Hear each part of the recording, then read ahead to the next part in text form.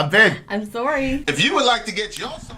What's going on, you beautiful people? Oh, look. Oh, no. Oh, no. We have a special appearance. What happened? It was off. Look. Look who finally made it. Big homie Ben Webb. Ben Webb in the house. Yep, whether he likes it or not, he's here for the stream. Whether he likes it or not, he's here for the stream. What's going on, ladies and gents? Brian Walker, I assume you won't hate this Ben as much as you hate the other. So this one won't talk back to you. Of course, that is Ben Webb, we all know. We know what's going on. Mother of Dragons. Oh, no. Oh, no. Oh, no. Who's in the house tonight? Okay, I am sorry secret in the chat, so if you're questioning that, it is me. Not some troll posing as me. It could be Ben. Could be. Could be Ben posing I might give him the sign in for that. Wouldn't that be crazy? A drop there, he says. Oh my goodness. Why did you give Ben Webb his own stream? You know why. Ben or Brian Walker. Yeah, whatever. Yeah, you see what Kel said? I've been trolled. I believed Ben would be on the stream itself. Did you put that in the line? Oh, yeah. Oh, okay. You see what Kel put? He said, Vin and Sawyer are dopes. I'm here for Ben. I'm here for Ben Webb. Okay, I understand. I get it. It's so funny. I put NOFX and all that stuff on the title, and everybody's asking me about Ben. People came for Ben. Yeah. Here he is. Yeah. Haven't you seen his icon? Here's the Ben Webb reveal, you losers. Wait till Ben comes online. He's like, wait, what? I'm making an appearance? Yeah.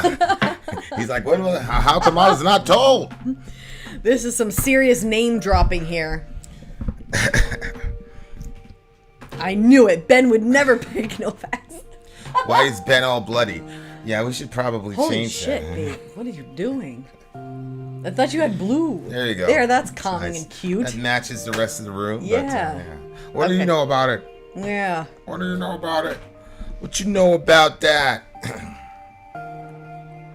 Slint has to be one of the most legendary, influential, and legendary bands of all time. I've never even heard of this band, so that's pretty exciting, inshallah. Do you have a Okay. sore throat? No, not really. I'm okay for now. I had my shot. What shot? My vaccine. The COVID one, because my throat is bothering You me. had another one? No, I'm saying, I'm letting people know. I had my shot, so we should be fine. Well, I don't think that anybody's really concerned about Son, contracting anything from you. are you sure? Or you mean you think that they were concerned for you? That's what I was thinking, but you made me second guess that by your response. Oh, okay. Yeah, I'm sure they're concerned for you. Yeah, I agree. I agree. Okay, guys, we got a bunch of bangers coming up for you guys. Obviously, NOFX in the building. NOFX in the building. I just Kel, can't wait it looks for like Ben. a homicidal koala. It's so cute. The kids wanted to steal it. Yeah, we were in BJ's, and I was like, I knew we were gonna leave the store with that thing. I saw it when I walked by, and I was like, "Oh, Ben Webb." So Ben was like, "Just get it," and then Yeah, I was like, get it. "Well, what I said was, if we had his address, I'd send that to him." But I think he's afraid of Vinny. We've been here for 14 minutes and 2 seconds. He's not afraid of me. What's up, Hector? Why won't he give you his address then? Hector's in the house. Who? Ben? I never asked Ben for his address. Perkinos, what's up? Hey, Perk's here. Yep. Nice. Good day. Now we're good to go. We got Perk into his house. Andre, 2 minutes, guys. what's 2 up? minutes, guys, for song one. Senior Clay. 2 minutes for song one, you Koala bums. Priest. Who said that? Senior Clay. Why is the comment section so big? Huh? Who said that? BC, I don't even know what he's talking. What's he talking about? We have a big comment section. Oh, maybe that because it's like bigger writing. He can't see that. I don't know. That's not what visible he's to doing. them. What the hell are you talking about? Yeah, it looks regular to me. Did you put the lights on or did it come all lit? No, that's No, us. no. He's holding the light that is usually behind us. He's holding that. Yeah.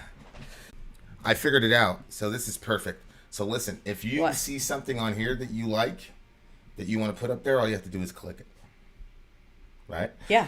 Oh, you made it over here. Yeah, Perfect. I put it over there. Yeah, so 'cause both I'm of us always have like- access. So I chat there, and you can put it up there. Okay. Yeah. Because when you do the multiple streams on the different platforms, then you can't chat in the regular chat. So you got to download the chat function, which is Oh. what this is on this side. So Okay. yeah. Hi, Ian. Use votes. We got this thing. What? Is gonna be good for about 2 months, B. Really? Yeah. I told you. Yeah. But I mean, it's doing the job, so I don't mind spending $40 a quarter on it. No, that means you should have just got the other one. The other one's the same brand. But it's a different setup. It's more solid. This is the first time Ben Webb's been lit in a long time. Oh! Oh! I just wish that the light wasn't so bright. What's the name of the giant stuffed koala? Is there a story? Yes, the name of the giant stuffed koala in the back, Ian, is Ben Webb. That's the name of the stuffed You know what I koala. should do? Okay, you talk to the people. I'm just going to get a little thing that says Ben Webb across it. So he'll be holding that. Well, you're gonna make him wear a Ben Webb shirt? I don't have a Ben Webb shirt. That would be cute. We should Teespring that shit.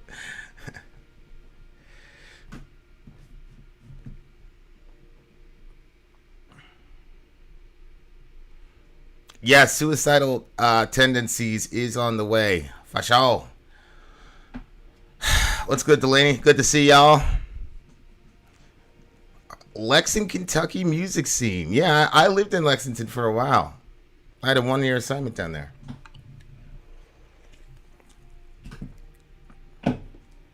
It's cutting in and out for you guys.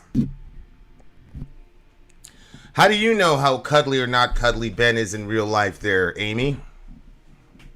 How would you possibly know such information? Saw NOFX play with while Megadeth were setting up next stage. NOFX had a tiny logo and Megadeth had a giant one. NOFX were saying Megadeth were compensating for something. So Ben Webb is an fiction reactor of the channel. Yes, he is. He is currently on our payroll as an official reactor. Congratulations, Benjamin.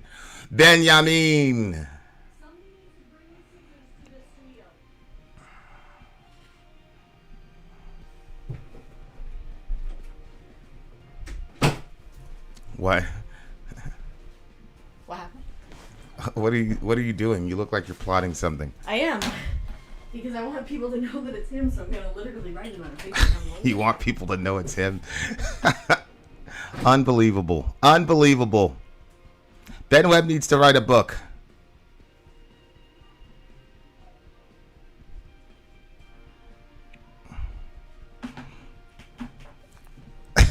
His non-cuddly energy exudes from the comments. Oh, is that how you know? Is that how you know? He goes, I think I saw the koala move. Watch out. Well, Amy was saying that Ben is not really that cuddly in real life. And I was like, well, how do you know? How do you know, Amy? Maybe you're making him nervous. The status of his cuddliness. Yes, thank you. Ya Rasulallah. Dorian, is there another one? Is there more scissors, you're asking? No, because this is not much marker left. Get yourself a Pepsi. Not much black left. I Check the basement. I love you, Dorian.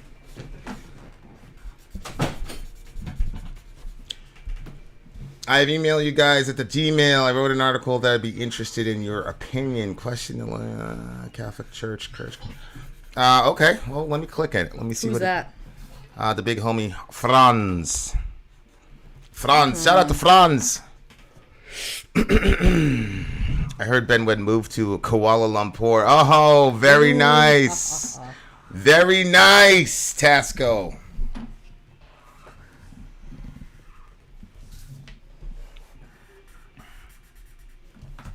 Wish I didn't have this. What? Oh, that was a good one. Ian's here. Yeah, I know. Why can you never tell pun jokes to a kleptomaniac? Because they take everything literally. One lightning bolt.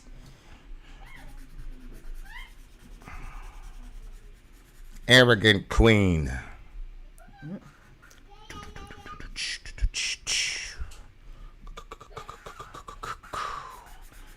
Is that gonna be big enough? Honey, I put it in the title. Yeah, I know. Everybody knows it's Ben. Okay. I thought you were going to get like a shirt or something for him, not some corny piece of white paper. That doesn't go with our shtick. Oh, it will. You weirdo. It will when I'm done with it. Do. Okay, I think we should go to song one. Go for it. That's what I think we should do. Do it. Displaced him, chalice to my lips. Okay, let's see if that works that way. And I'll put you down here. Okay, guys. The koala should be wearing a Vin t-shirt and a sorry wig and frothing at the mouth. That's true. I should force him to wear one of my sorry secret shirts. Eventually, I have questions for you as well. No guarantees. I'll be up after the stream. Spent 12 hours on the road today. Holy smokes. That's the big homie. Shout out to Rip. Been watching your reaction vids for weeks. Love them. Keep up the great work. Going to bed now. Later, buddy. Salam alaikum. I'll send me an email, Franz, because I'll look at that article and then give you. Oh, also, Rip. Vin got his phone back, so we sent you a message from my phone. So he'll probably send a message on his, so you'll have his number. Yeah. All the homies, all my homies. Thanks I'm back. for showing up. I have returned. What do you mean thanks for showing up? To rip. Yeah, 100%, bro. 100%. One does one's best. Who's that, Rip? Nah, that's my buddy. Which one, baby? There's so many. I have so many buddies. Yeah, but my special buddy, Ian. The one that you want to have a child like him. You want to have a little Ian. Oh yeah. As I said today at the checkup, right? Yeah, for sure. Well, yeah. Who we listening today? NOFX, all that jazz. Just caught up with your reaction to Pearl Jam release. Such a deep discussion. Great work. Thanks, little bro. Thank you. That's Tasco. That's big coming from Tasco. Tasco very rarely says anything nice things about me. You're simultaneously. I was like, isn't he the one that said you? Yeah. You're simultaneously the most compelling and yet, what did he say? Infuriating person on the internet. And then with Peter, you're just very hard to love, he says. Who said that, Peter? He's so full of shit. Why? Because, I mean, he's been around long enough to prove that if it was that difficult, why would you still be talking to you? Who's saying that? You said Peter said you were hard to love? Yeah. Yeah, that's what I'm saying. I'm like, he's been around long enough where you're like, wow. You don't love me, if though. it's that hard, why do you keep coming around? There you go. Thank you. You listen to the video?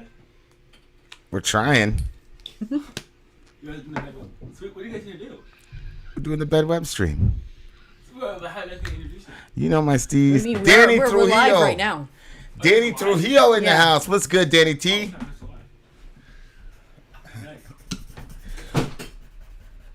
Danny Trujillo in the house. Yeah, you can start the thing anytime. Commercial time, y'all. We shall be back. Coming down the pike is a band you're going to love very, very much, but I can't tell you who it is. We shall return. I'm Vin. I'm sorry. If you would like to get your song reviewed, dear listener, there's the Filthy Capitalist option. As Sorry says, 125 gets you straight to the head of the line. You don't have to be a part of the alliance. You don't have to be part of the group. Wait a minute. And the biggest thing is you don't have to wait. You hop, skip, and jump right in front of everybody. 125 gets you there. You do that 3 times, and you get mashed down to the $75 rate for perpetuity. Yes! Also, there is a band review option. So if you've got a band and you're trying to get your band some exposure, hit me up at itsorry@gmail.com, and I'll show you the details about how to pull You that off. can also jump on Patreon, and there is a option on the tiers to be able to get your band reviewed. Obviously, we can't lie to you, so we can't guarantee, Can't a guarantee positive you review. A positive review. Get what you get. It's just rubbish. Rubbish. Rubbish. That's British for garbage. My favorite is a community option. $1 at the gate gets you in at Patreon. You get to join an alliance. The alliance joins their points together, and that helps determine what songs that we do. The alliances hang out on Discord, Message me on Patreon to get the link. and they do all kinds of other cool things. They do Minecraft, Dungeons and Dragons. Yeah. It's really a community within the community. Anybody can go in the village, facebook.com/VinandSorry. There's 160,000+ people on the channel. What's cool about the Discord is that it offers a real opportunity for community connection, friendship, that type of thing. And it's on Discord, so if you're not a Facebook person, it's for you. You start off at $1. Right. Plus you get exclusives. Sorry and I are working on a song. So the first 15 seconds of that was on Patreon. Also, at $15 tier and above, when we actually debut the video, they're going to be there live with us. There you are, dear listener. Buy our merch. Buy our merch indeed. Buy The our child merch. shall lead them. Please back your seat up. Thank The you. name of this song is CELLDWELLER is the name of the song. The name of the band. What is it, babe? CELLDWELLER is the name of the band. My Disintegration is the name of the song. Okay. And this is for the big homie, this is the big Cell Dweller guy, So right? tonight, it's usually we do DJ streams. We're not doing Right. a DJ stream tonight. This is a night of all kinds of reactions that will be coming out based off of people doing one song. So it's not a DJ stream that's dictated by one person. It's a DJ stream that's dictated by a few. So Yes. it's not really we're not gonna call it a whole big whatever. Anyway, so tonight we're starting out with Cell Dweller, My Disintegration, and this is for the big homie Brian. So Vinny's gonna put that name on there. In the meantime, I'm gonna get Benji's little sign up. Yes, I am Vin. That is Sorry, and Yes. that's the newest member of our team, Ben Webb. Ben Webb. Which your He's grace here. look. Yeah, but use the mirror thing. Just use the mirror thing. If I did that, then it would do that, and I don't want to do that. It'll do what? Huh? It'll do what? Well, do you think it's only going to change you? It says Ben Webb now, but then it does that. It does what? What does it matter? What you have to do is write Ben Webb backwards. I can do that. Not now, though. We'll just do it this way. Put Ben Webb on. Go ahead. Leave him there. Leave him there. This girl's obsessed with Ben Webb. Unbelievable. All right. Ben Webb. Cell Dweller. Okay, ladies and gents. Cell Dweller. My Disintegration. Vin. Sorry. Ben Webb. Let's go.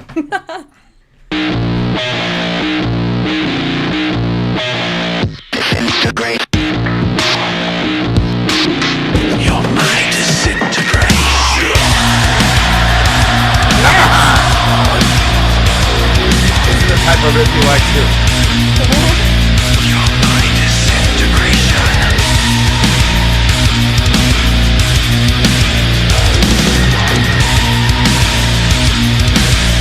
You're my disintegration. My salvation. Oh, my damnation. Disintegration of everything I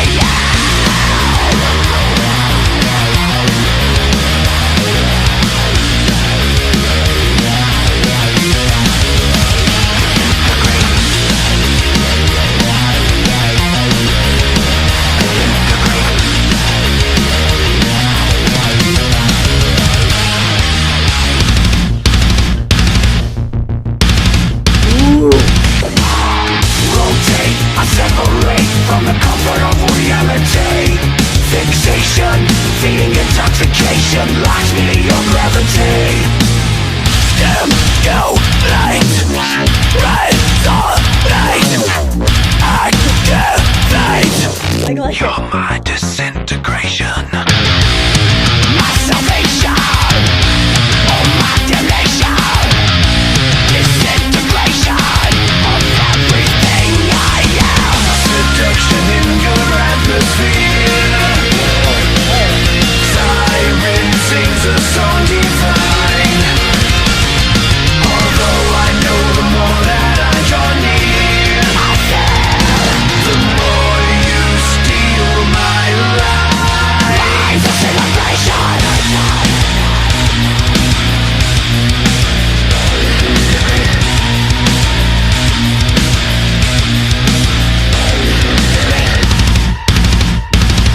Revolving, resistance dissolving, ignore certain casualty. Affliction, my eternal addiction, ignorance bleeds blissfully. Dim, you, light, resonate, activate. You're my disintegration. My damnation, oh, my salvation. Disintegration of everything I am. Seduction in your atmosphere. Siren sings a song divine.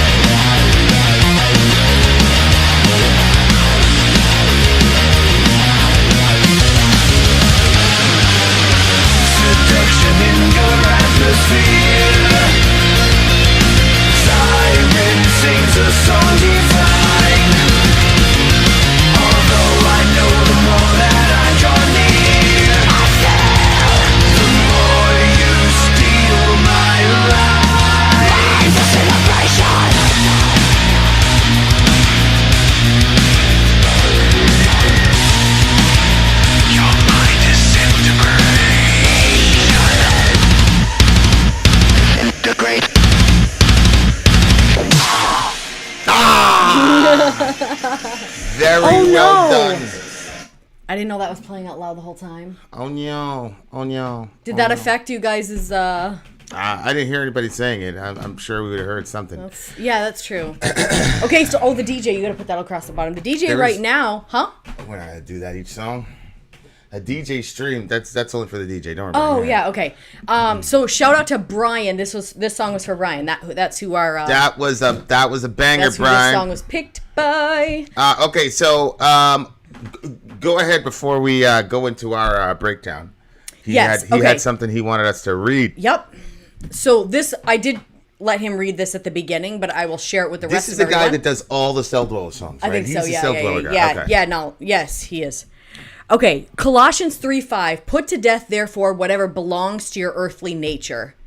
Then he says the process of salvation means we must die to the flesh, disintegration. My interpretation of this song is that it describes, using a scientific fiction metaphor, the process of salvation, drawing close to God.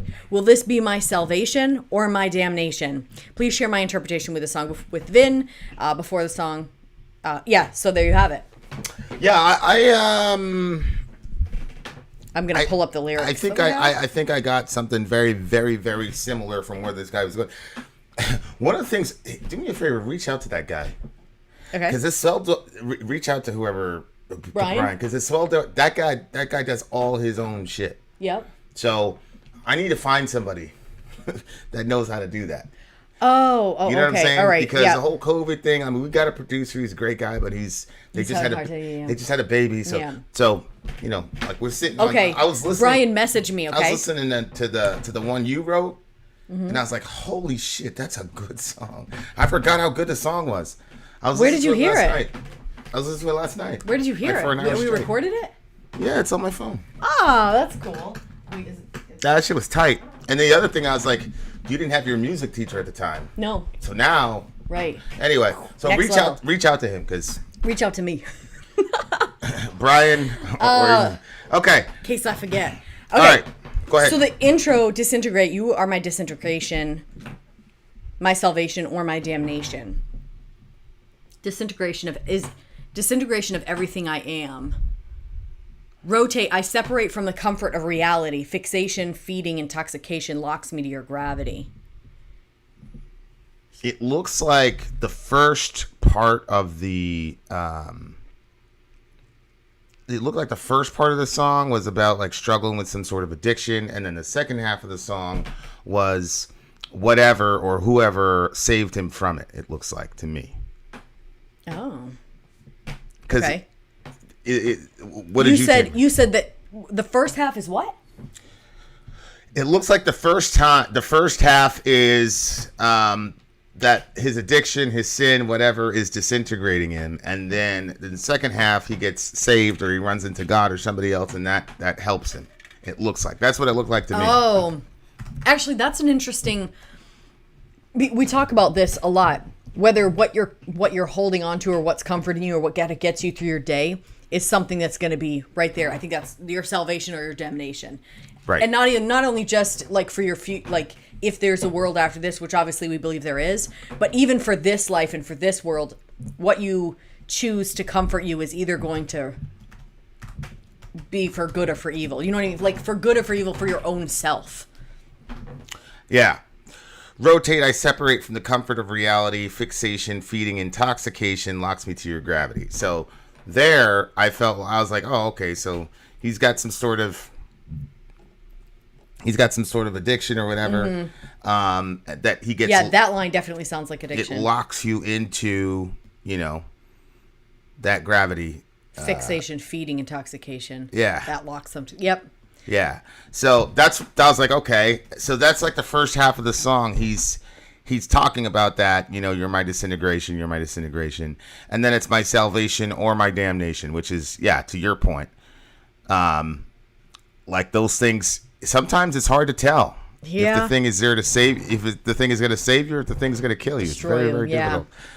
And people have a hard time because, a lot of this is, I don't know who I was talking to. I don't know if it was you or whoever, but a lot of our assumptions, especially in the Western world, is that we're always supposed to be happy. We're always supposed to be comfortable. We're never supposed to be in pain.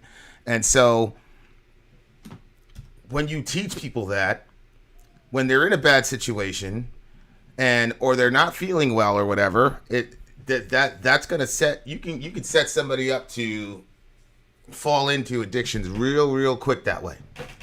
Like if you don't give, and obviously, everybody's going to do this differently. But if you don't develop a theology or a philosophy of suffering, you're going to be in a lot of trouble.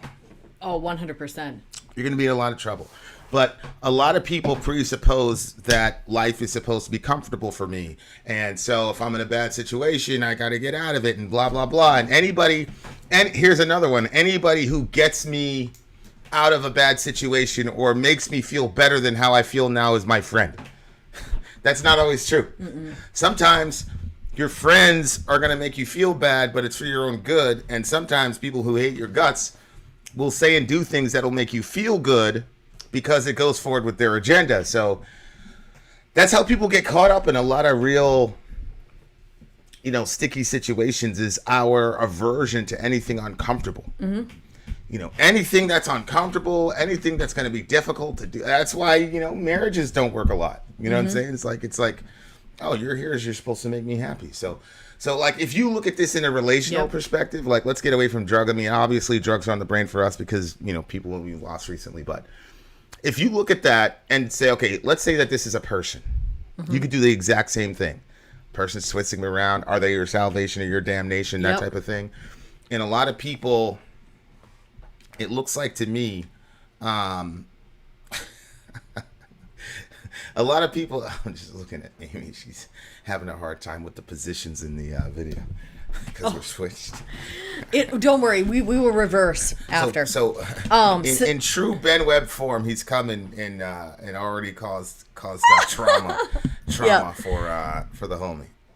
Go ahead. I could see that. Seduction in your atmosphere. Siren sings a song divine. Remember, the siren is the mermaid thing that calls them and crashes the sailors up against the rocks. Yeah, Adam called that out. Good job. Siren sings a song divine, maybe talking about how drawn we are to the separation of reality. The song of the siren attracted and mesmerized men into an uncontrolled daze, just as craving for a drug or an addiction. Right. Mm-hmm. So, and there is a sense in which a person can be a drug. And I don't mean like a drug. I mean a drug in the sense of, there's certain people that get you in a certain space and triggers endorphin releases, just like winning a Super Bowl or whatever. And then you get addicted to that endorphin release that this person gives you for whatever reason, but they're not going to be able to maintain that. Mm-hmm. And so once, your body or your mind becomes acclimated to this person, then your body stops with the endorphin stuff, and then you're just left with, love or willpower, whatever people want to call it. So then they go, oh, this must mean it's time to go. No, it just means that you're no longer experiencing that chemical reaction in your body. But now, because you have equated that chemical reaction with love, now you're saying you're out of love. And that's why, there are certain degrees to everything, right? So, me and Alec used to joke around. I was like, I love you, buddy. And he's like, well, the chemicals in my whatever predispose me to be nice or whatever. You know what I'm saying? Mm-hmm. Like, and obviously there is a connection between the spirit and the body, obviously. Mm-hmm. So yes, the non-corporeal side of yourself, if it is disaffected, is going to affect the physical side of your body and vice versa. Mm-hmm. So the person shows up, they're new, it's all this novelty, boom, you get a nice little endorphin kick. Oh my gosh, I can't believe this girl likes me, it's great, boom, boom, boom. You're getting all these little rushes, and then one day it doesn't happen. Yeah. And so because you can't figure out something deeper than the chemical fix that this person gives to you, now it's a different story, right? Mm-hmm. So it can go to a lot of things. It can go to a lot of things. Really crazy stuff. Yeah. As someone who's suffered a lot of trauma and also struggled with addiction, I can see where you're coming from. Yeah, for sure.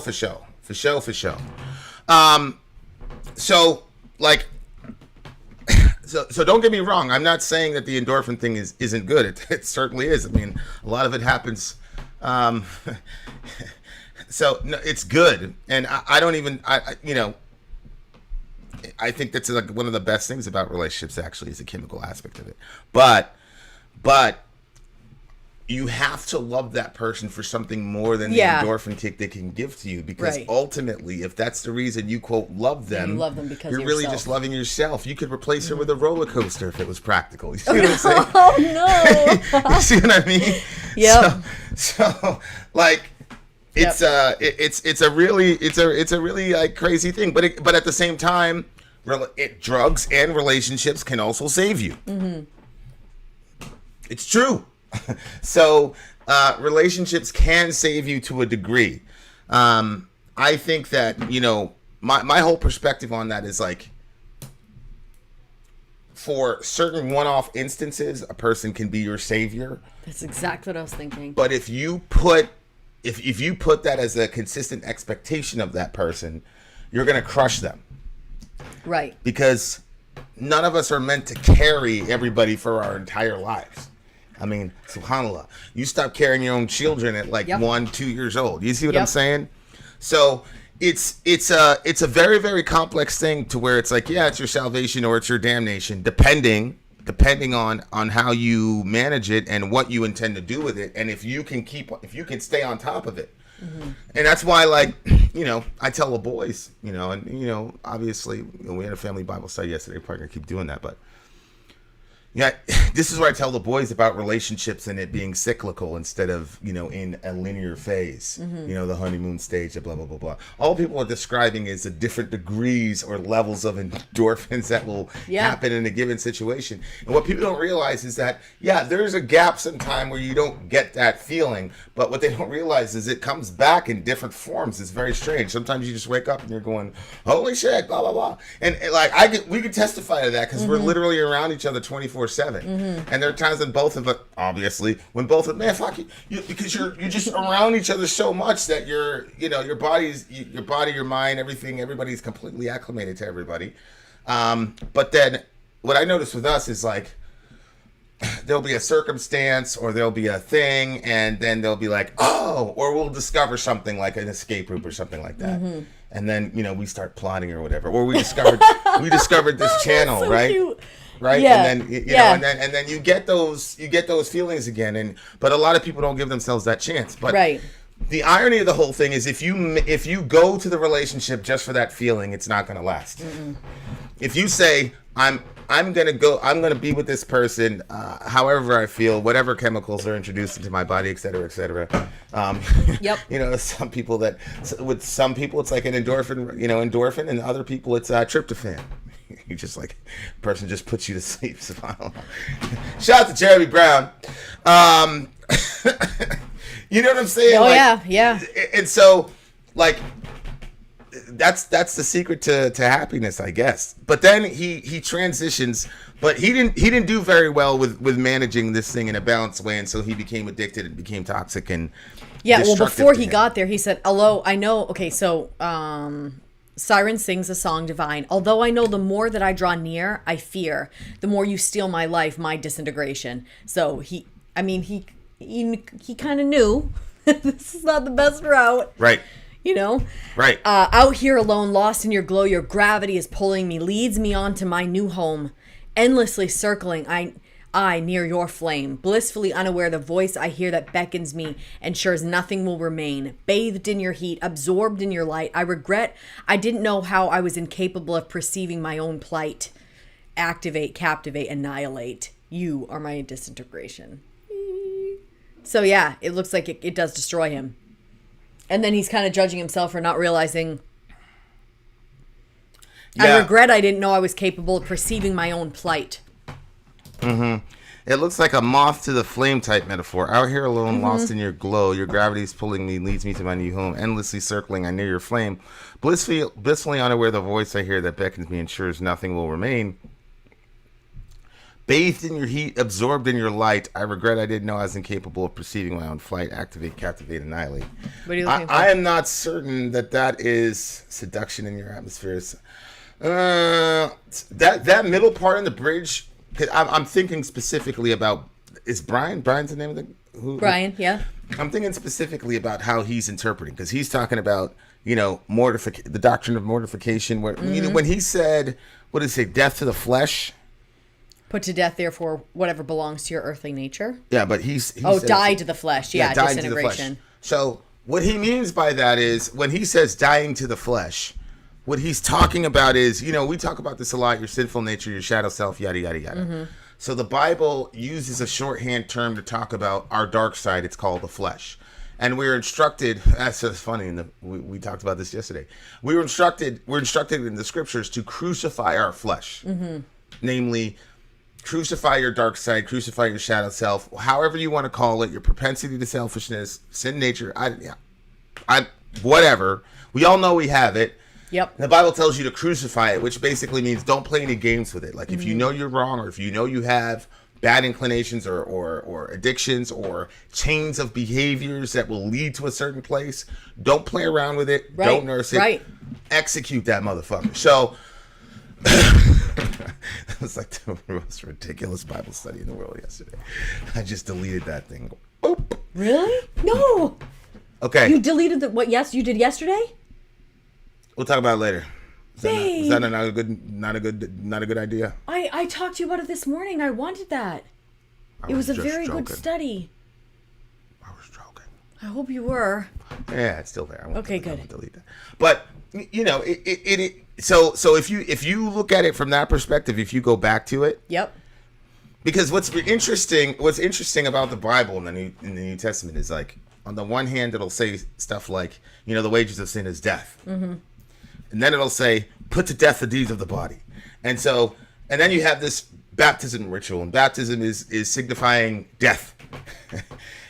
And then you're eating communion, which communion is the broken body and shed blood of Jesus in his death. So there is a lot of death in the new and in the good and the bad in the scripture. Yeah. And so, and the reason for that is easy, right? Is that God is such a gangster that he's going to destroy the devil with the devil's number one weapon, right? Like, that's the most gangster. It's like when you used to rap in the hood. You're scared to blow one, get robbed with your own gun, right? So when God uses death to defeat death, he's basically shooting Satan with his own gun. It's very, very embarrassing. Very embarrassing. You should have had a better plan, bro. So when he says, I near your flame, endlessly circling, blah, blah, blah, blissfully unaware, yada, yada, you're my disintegration, that could easily be God disintegrated his sinful nature, and now he's in the light of Christ, and yada, yada, yada, which still follows with the and that's how he interpreted it. Yeah. See what I'm saying? Yeah, no, I could see both of those there too. Yep. I think it was Trujillo said, like, this is just very good quality 2K new metal. And yes, it was fun. I agree with everybody who was saying, like, they felt like they were in a open club. Riff stuff. It's new metal, man. Yeah, Rip said he wanted to make his living room into a mosh pit. Like, it was fun. It was really fun sounding. I enjoyed it thoroughly. And then here's Matthew Morey. Shout out to the homie. Yet in the Bible it says there's no death. Which what do you mean when you say Bible? Maybe if you're talking about Revelation, at the end of the world, when God comes back, when there's no more death, mourning, crying, or pain, it's in Revelation 12. But that's at the end of the world. The scripture says the last enemy to be defeated is death. God created the devil, so nothing can oppose his will. Why bother about Satan at all? I'll answer that at the end of this video. What do you get this on? 9.5. Let's see.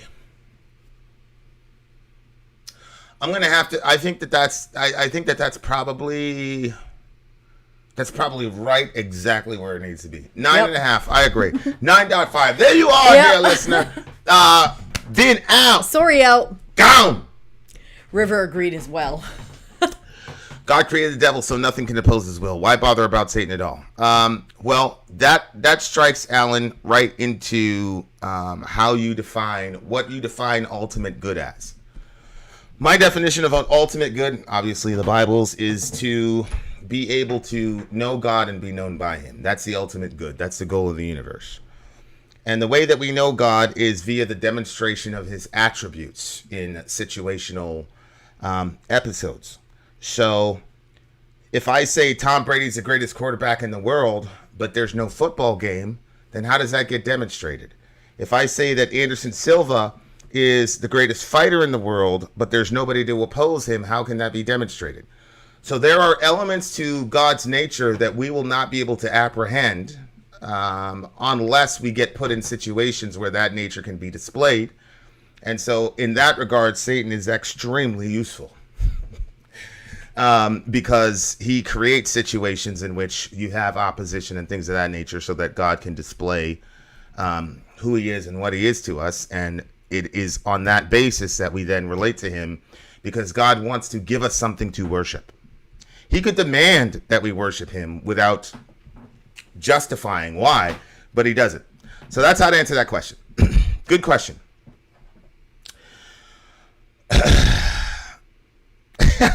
God disintegrated some stuff. Vin talk about endorphins. Sorry, got mad about a Bible study getting deleted. And now you're caught up.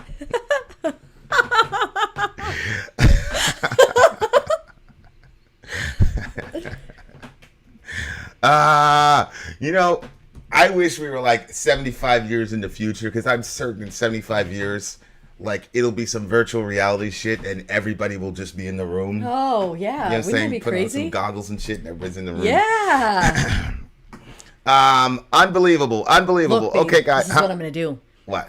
Whenever I do this, I'm going to add each song and put the timestamp as we do it. Yes, Pinky. Yes. Teamwork. Tina, you make God sound like a master manipulator who's completely bored with his own premise. Well, as human beings, we can only use each other as a reference point. So human beings manipulate situations to their vantage point and get bored or whatever. I can assure you that God the Father was not bored trillions of years ago in the circle of the Trinity. I've often said we are no improvement on the Trinity.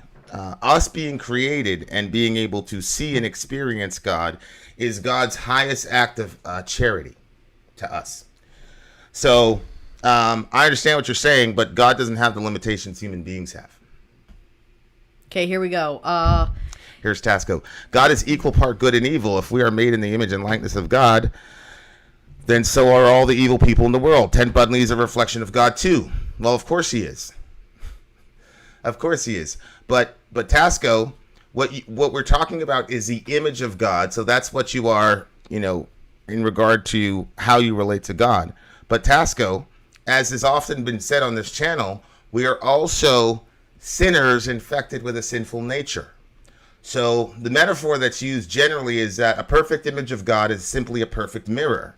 And then when you introduce sin, there's cracks and such in that mirror. And some mirrors are more cracked than others. Ted Bundy is probably a more cracked mirror than my 2-year-old is. But both of them are cracked. And so what you have to do, Tasco, is say, when Ted Bundy feeds a stray cat, he's imaging God.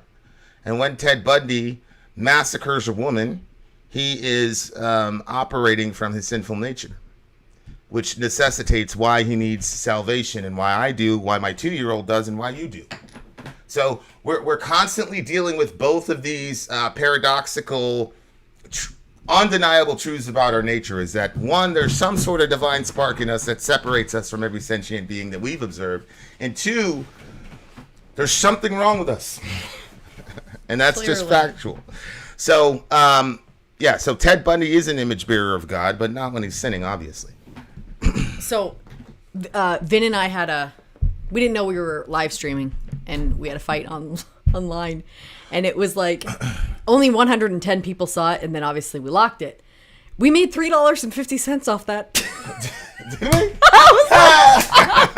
I said, no, wait a minute. Maybe we should have more fights online, because literally only 110 people saw it, and we made $30.50. Maybe we need to. How much money could we make off fighting? Yeah. Alan, make sure when you're dealing with the image of God that you have an ancient Near Eastern understanding of what image bearer actually means. And I'm not like trying to be funny, but that'll help you in your conversation. And Rip had a question about selfishness, like more or less like if selfishness is a sin, then isn't like God selfish? Then how's he not sinning? That's a good question. I think the simplest way to look at that is to understand why selfishness is bad. Right, that's right. right? Couldn't remember how to answer the question. If you understand why selfishness is bad, then I think the question will answer itself.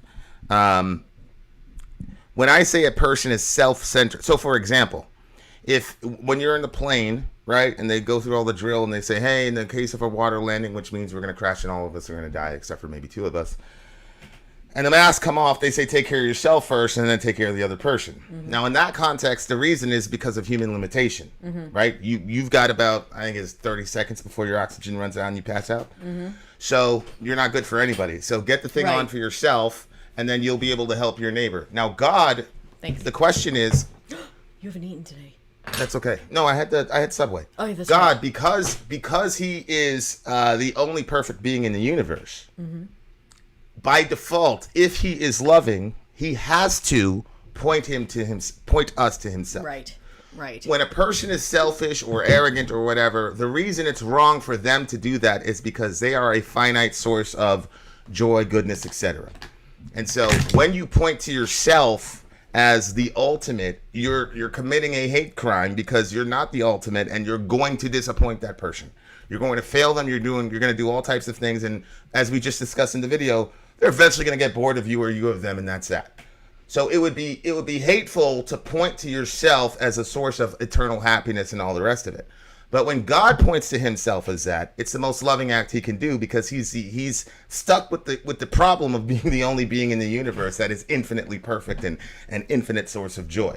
Right. And so this, in my mind, there's a real, especially in the Western world, real sort of categorical error where we look at God as like us, only a little bit older, a little bit smarter, a little bit wiser, not understanding there's an infinite gap between the two.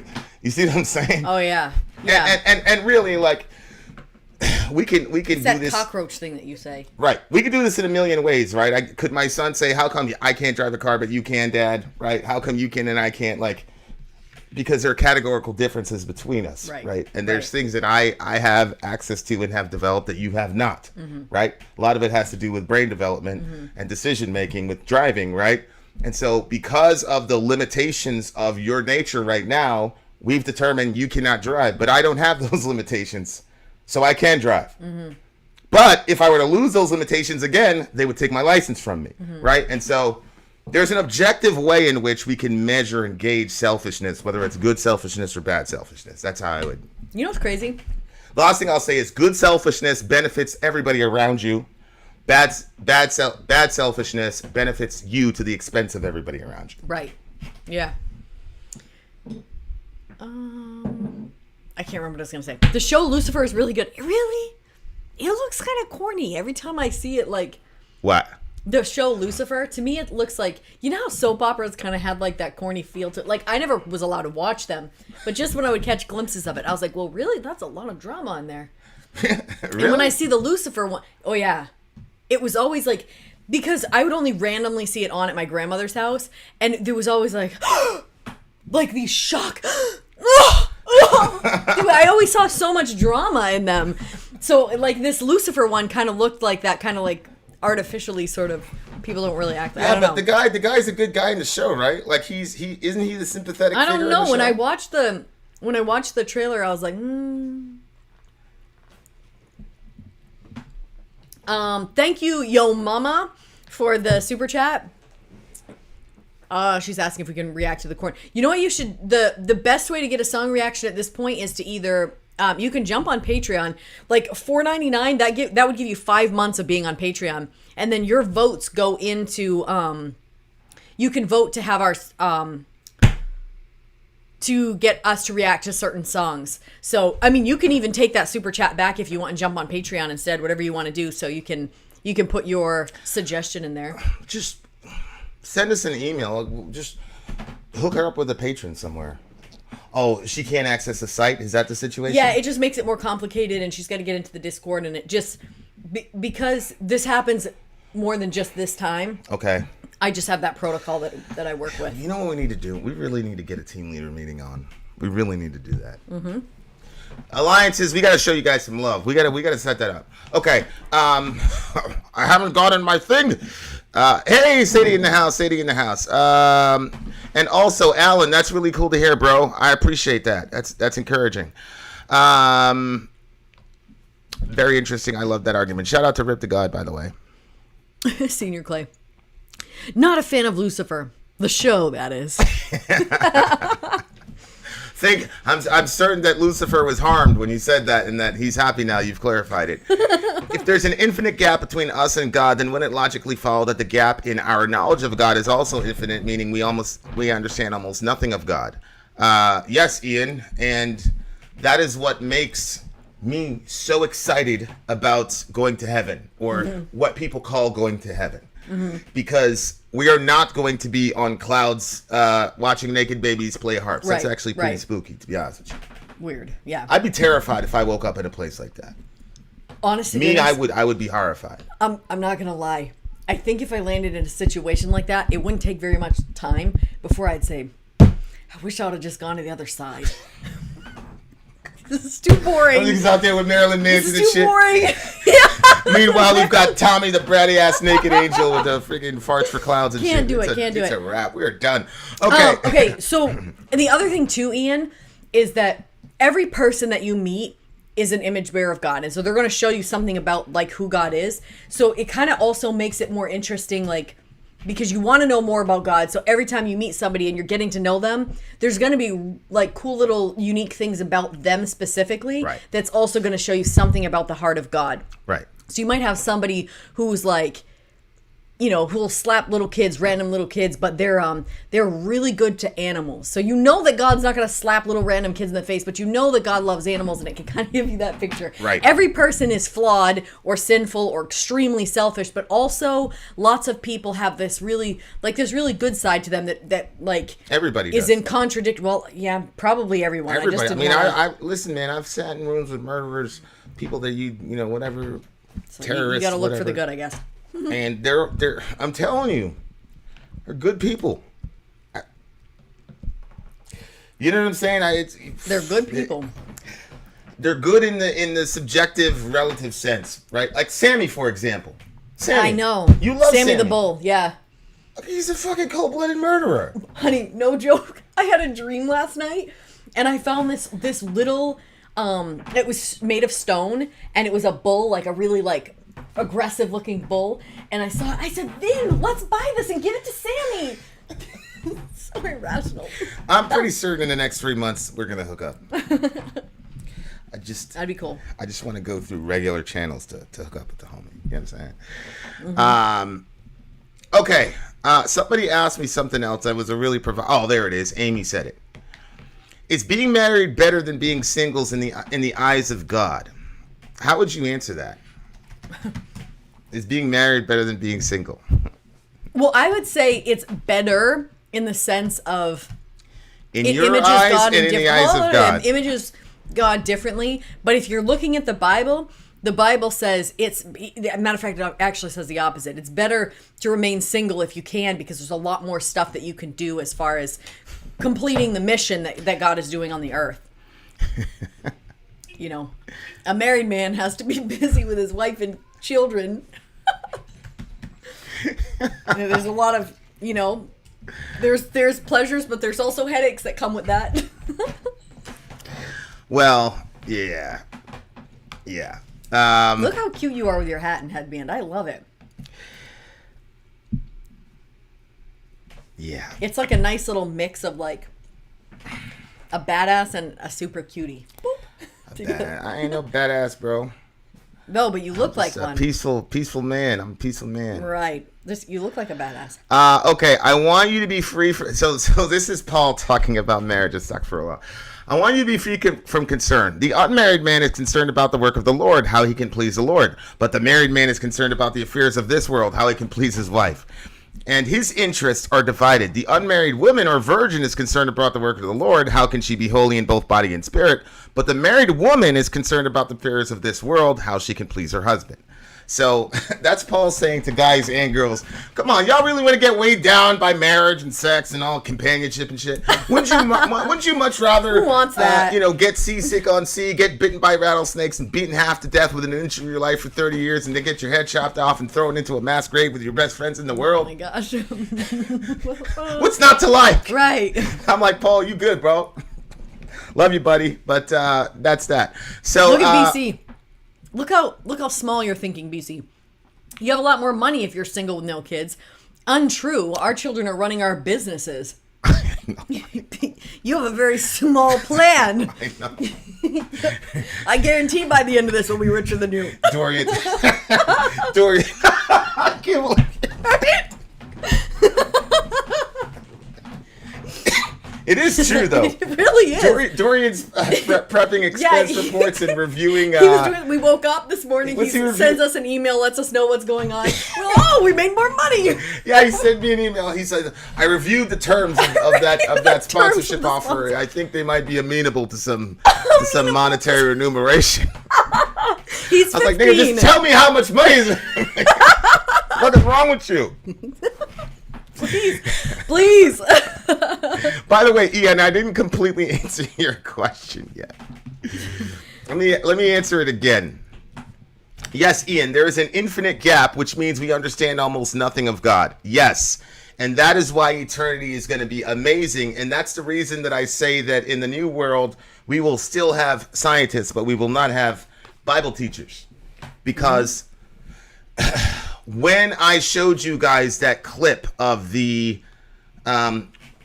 cell and the power plant, the invisible power, I just told Zoe about it yesterday. I'm looking at I said, there is a machine right now that's doing a bunch of work right now. You just can't see it, but it's like, it's got an assembly line. It's got replicating. They got appositional, whatever. And they all kind of looked at me like I was an idiot. Oh, a machine. Yep. Oh, there's an invisible machine in your body. There's a turbine. Really? Tell us more. Because our kids aren't one of those. Oh, Dad said it, so it's true. So, and you know how Johan has that smile when he thinks you're an idiot? Yes. He says, really? He says, he starts laughing. I'm like, look at your haircut, bro. How in the world are you going to come to me and laugh at me, nigga? What's wrong with you? That's like that lady yesterday with Kevin Samuels. She's like, I ain't trying to settle. Oh, no. And he was like, you drive a bus, lady. No, she wasn't a bus driver. She was she a bus was. operator. Oh,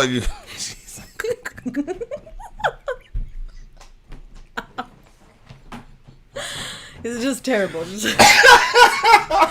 She did. She said she was a bus operator, stuck for a while. Because when she said it, I didn't even think anything about it. Like, I'm like, all right, she deals with buses somehow. And that's all I needed to know. And you were like, what? Finn's working on his beard. He turns, he goes, what? Why not just say you're a bus driver? And I was like, well, a bus operator sounds better than bus driver. She's lying. It's remember, there was that person that we used to go to church with, and they worked at the dump. But they didn't say, I work at the dump. They would say that they worked at the transfer station. Yeah, but I thought that that's what it was called. Well, I mean, yeah, but most people don't know what is the transfer station. Like, we worked with the person? Like when, what? You were churching with the person? Yeah. Who? The dad. That's where he worked? Yes. That explains a lot. That explains a lot. That explains a whole lot. To me, I don't care where people work. And I respect to be honest with you, I respect the people that have those harder jobs more than the CEOs. But that's just my way of thinking. Like, yeah, I'm glad the CEO got their job, but I always feel like when they get, and I've never been a CEO, so I don't really know. I just think that once you get higher up, you're probably not doing actually work anymore. It's very easy, and everybody under you is doing the work. So I don't have a lot of respect for that job. I have respect for people that work with people. Any job that requires you to work with people. Yeah. That I respect. That is a difficult job, and you have to, there's just a lot that goes there. All those people should be paid more. And then also, anybody that has to deal with anything gross. So the transfer station person working at the dump, that's gross work. And I think that, hell respect for that person too, because I wouldn't want to have that as my job. And making French fries, smelling the fryer all day. I used to do that at one of my jobs. Well, I worked at a grocery store, and we did fries once in a while. And I hated that friggin' fryer. Vin would have been burned at the stake for being a witch talking about machines in your body. For sure. Hell yeah. Your brother would have been dead with the quickness. Wow. They've been like, what? Is that machines? Those things can talk? Oh! Hey, Billy, come here. Watch this. Hey, this guy. Oh, babe. Oh, I'm good. No, don't worry about that. Okay. All right, guys. We got... Do I think there should be a 4-day work week? I am more Yes. concerned with the wages that we're getting for people. I don't know about... I personally believe we should have an $18.50 minimum wage. I mean, in my mind, to me, this is the ideal. I think this is the ideal. We should structure a society so that only one spouse has to work. We should have a structured society where one spouse has to work. Well, we had that. How we accomplish? Yeah, we did. How we can accomplish that? I definitely think 18.50 is part of it. I think we're past fight for 15 now, especially with the inflation because of what's going on with Corona. And so for me, a single working household is the best thing possible for our society. And not when everything is stretched so tight that they can't go on a date. Yeah. I would like for them to be home. I don't think it has to be a massive house, but something where, No, I'm with you. Where are you going? Okay. So he's going to take a break. I guess I'll answer another question. Let's see. Mark, Vin, will we occupy any other part of the universe in eternity other than Earth and heaven, or will the rest of the universe just go away? No, I don't believe the rest of the universe is going away. The scripture talks about the renewal of all things. Obviously, ancient Near Eastern people didn't use terminology like universe, but they did use terminology like Shemayim. And Shemayim means heavens, plural. So you really don't talk about going to heaven in the Bible. I don't even think the phrase go to heaven is in the Old or New Testament. Rather, what I'm seeing in the New Testament, particularly what Jesus says, a renewal of all things, is that the cosmos itself, that entropy will be reversed, and that the cosmos will be as brilliant and as amazing as it was originally intended before sin infected the universe because of us. And that I believe that's why to me, it's a given that there are other beings on other planets and other galaxies. And as one of my favorite, it was kind of corny, but what he said, one of my favorite preachers said that when this is all over, the universe is going to be our playground. And that's why I always say there are going to be scientists in the new world, but no Bible teachers. I think Sadie said it, Tina said it, that science itself is an expression of the divine. Obviously, when I look at the cell and the intricacies of the cell, and I'm at the foothills of the foothills of that, you see genius, you see brilliance, you see elegance, you see the desire for variety and all these other things that God has done. And so I think the scientific endeavor is an eternal one. And so we're always going to be in the universe. God's not going to throw the universe away. The universe is as vast as it is so that we would be set loose on it. And with every discovery, Tasco is going to come to me in 10 trillion years. He's going to be like, yo, bro, check out what I just discovered on Zeta Reticula or whatever. And he's going to show me, I'm going to say, what the fuck?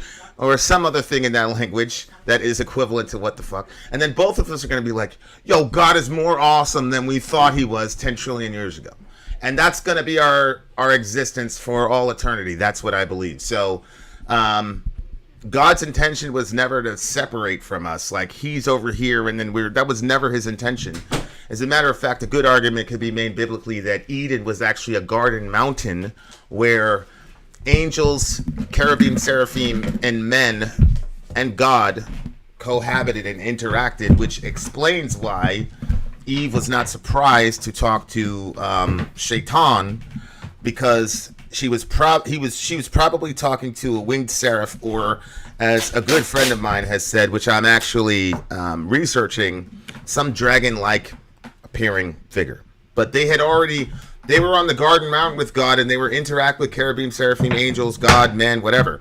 And so my point is, heaven and earth, or the heavens, the Shemayim, the universe, and us are one, and that's the point. So at the end of the Bible, you have Jerusalem descending down to the earth. right? New Jerusalem descending down to the earth, and the point of that is to say that all of these worlds are going to be combined into one existence, and then everybody that doesn't want to be on the team, doesn't want to do the exploration, doesn't want to celebrate God, doesn't want to love each other, they get God honors their choice and excises them to a completely separate dimension where they have no, they get what they want, which is they don't want any part of God or God's people, or they don't want any part of glorifying, honoring, worshiping God, or giving him thanks. So God creates a different dimension where they get to hang out, and he leaves them to that for all eternity. That place is, from my vantage point, a place you'd probably want to avoid because it's much cooler to discover cool shit. But the rest of us, that's my idea. That's my opinion. Okay, what is that? It's the inside of the pack and play. It's broke. Who did that? I mean, you're Oh, welcome it's our house, so we will. You're welcome to try to figure that out. It's our house, so we will never know. But duct tape. I'm trying to. You know how you said you always used to think of ways to fix stuff. You do. So It's without fail. Bring it back. Every single time something's broken or messed up, I'm like, oh, okay. I'm gonna show this to Soraya. She's gonna call it solution 2 seconds. She always does. Always. And it's the most elegant solution ever. Yes, duct Say tape. what you want. Duct tape is a very elegant solution. Hey, I need. Can you get my Gatorade? Damn it! I left it out. I'll just take another unhealthy Pepsi. I'll just take another Pepsi. If God created, then who created God? Well, God is the uncaused first cause. We could take some shrooms together next week if you want that experience. Tasco, you're in Australia, my guy.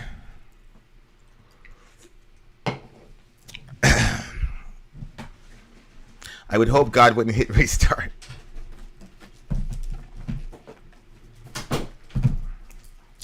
Here's another one. Serious question. If the universe was created for us or with us in mind, why is such a minuscule portion of it able to sustain life? Only one planet just in our solar system. My brother, there are millions of galaxies all over the place, right? We're on the parking lot of a, massive. I mean, you've seen Pale Blue Dot, I'm sure. The other thing, Ian, is think about it this way. If let's say you and I are brothers, because we are, and let's say we have the same mom and dad, which we do in a sense, but I'll explain that to you in about 4,000 years. So let's say you and I are both of us are part of this royal family, right? And then your dad, our dad comes to us and says, you are going to inherit the entirety of this land. It's about 400,000 square feet. But you and I are 2-year-olds. So because we're 2, we don't have all the tools available to deal with the exigencies of this 40 million square foot kingdom that we have. We're 2 years old. So all we have is our little room, our little pack and play or whatever. And then we say to our dad, hey, well, if we have this 40,000 square foot blah blah blah, then why are we stuck in this room or this house? And he's going to say, well, you guys are babies, right?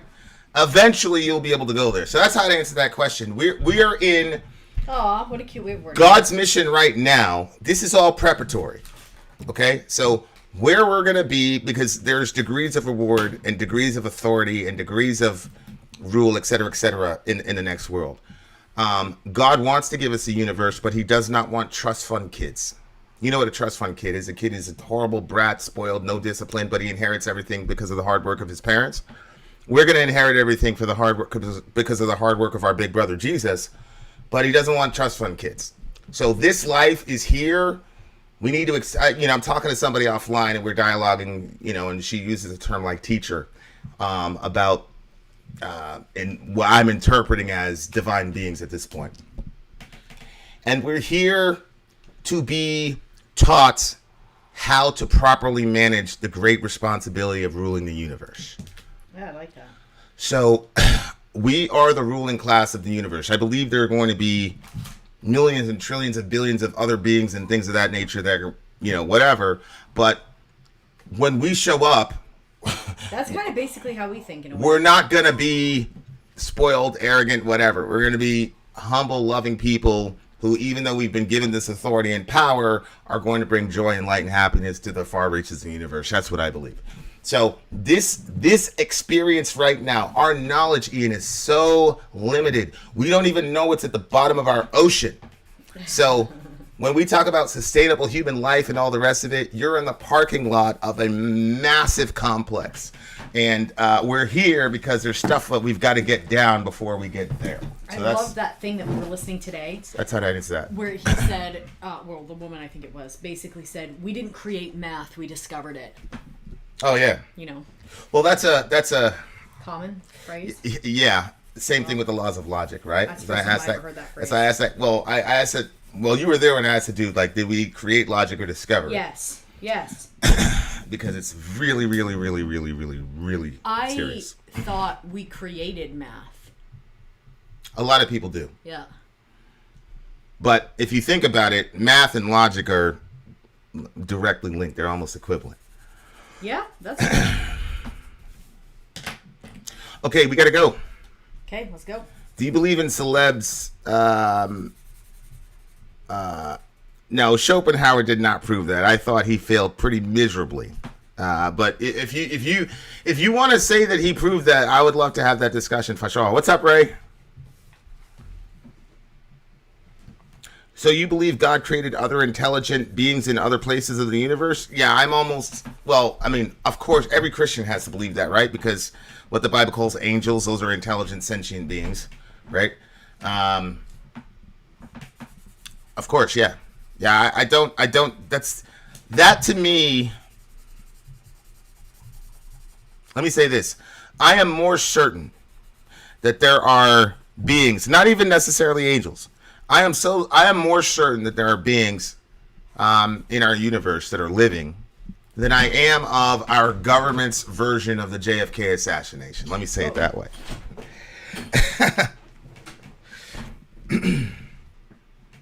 Why are humans the only species to sin? Because we are the image bearers of God. A goat, a chicken, a fox, a rat are not image bearers of God, so they don't have the capacity to sin as such, because they're not his representatives on the earth. But God, who is truth, my job is to image him. If I lie, I'm telling the universe that God is a liar. If an animal eats another animal, he's not telling the universe anything about God other than the fact that we're in a sinful world. But if I lie, I'm saying something about the nature of God because I'm an image bearer of God. And so that's why sin is bad. It's a misrepresentation of God. That's why sin is bad. So if a person is selfish, it's bad because God is a giver. Everything we have is given by the hand of God, and he gives to people whether or not they say they believe in him or not. So that's why sin is sin. It's not sin because it breaks a rule. It's sin because it misrepresents God, and that's our job on the earth, is to represent him accurately. Ooh, man, I always did love the smell of these big fat markers. Do you? Oh, you're doing the bed web thing backwards? Yeah. You're so smart. Over half the global population got the vaccine. If there's a problem, we'd know by now.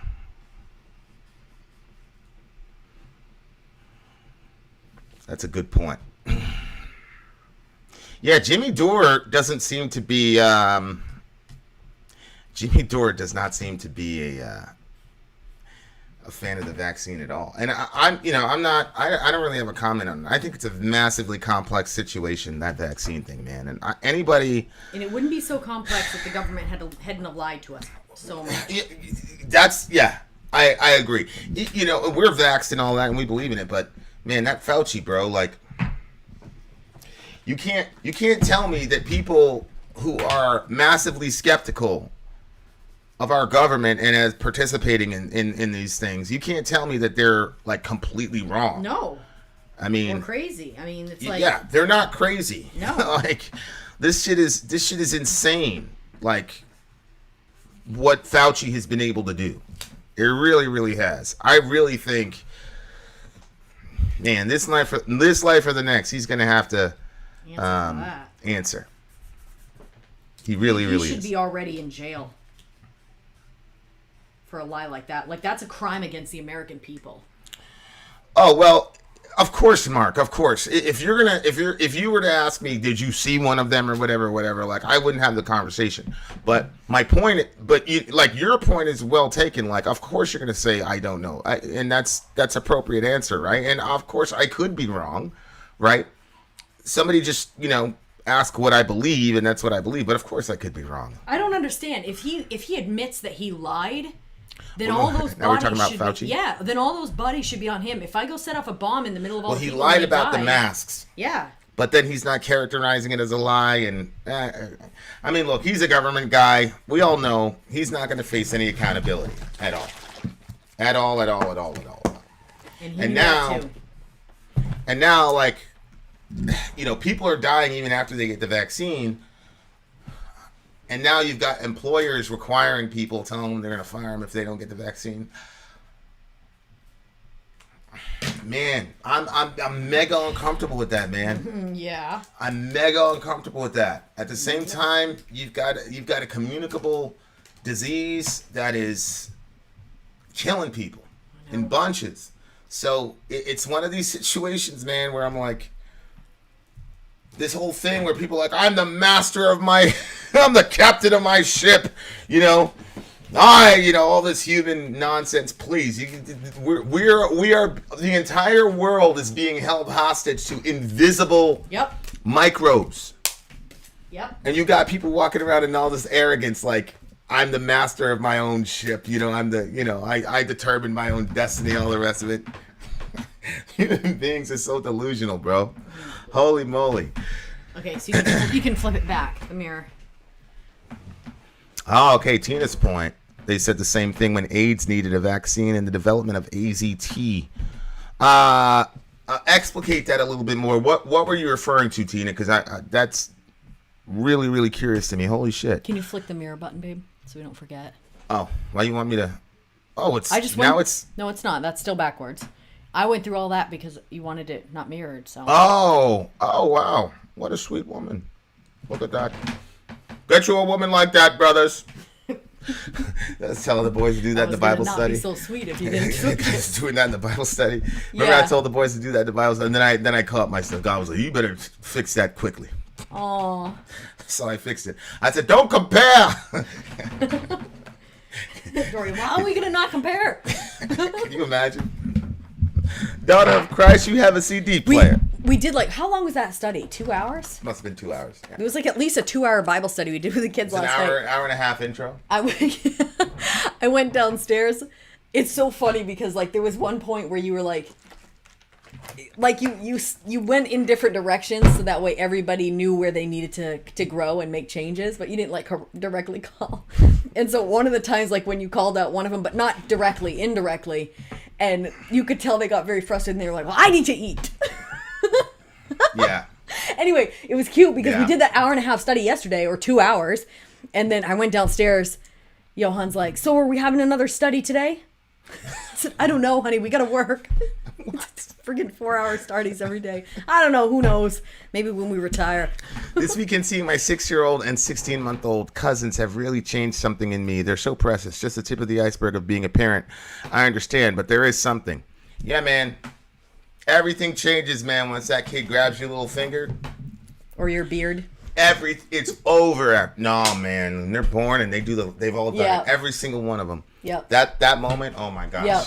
Did I say what I got to say to them? That's true. That's between me and them. That is cute that they do that right from the get-go. It's the most amazing thing. And like I said, their hands are so tiny. I've been taught so much about God it's unbelievable. Unbelievable.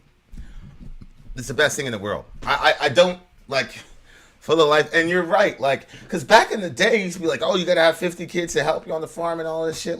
It's good business to have a lot of kids. It's very smart.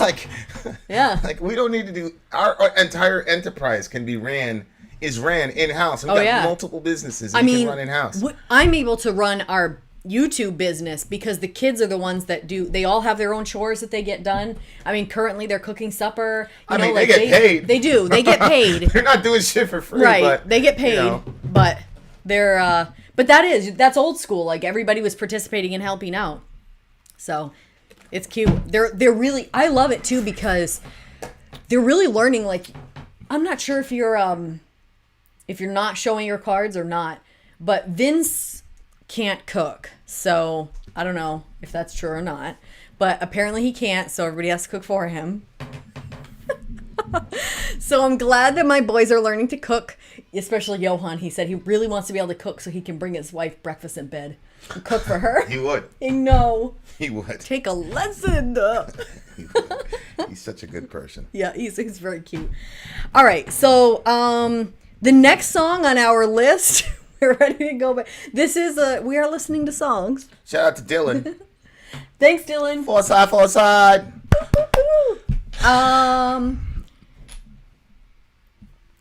1850 Tasco. Tasco, they also get free room and board.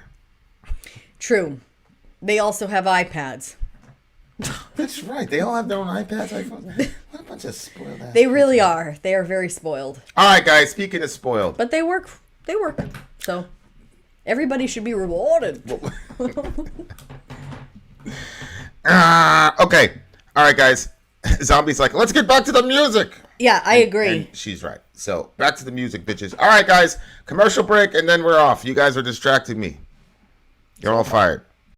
I'm Vin. I'm sorry. If you would like to get your song reviewed, dear listener, there's the Filthy Capitalist option. As Sorry says, 125 gets you straight to the head of the line. You don't have to be a part of the alliance. You don't have to be part of the group. Wait a minute. And the biggest thing is you don't have to wait. You hop, skip, and jump right in front of everybody. 125 gets you there. You do that 3 times, and you get mashed down to the $75 rate for perpetuity. Yes! Also, there is a band review option.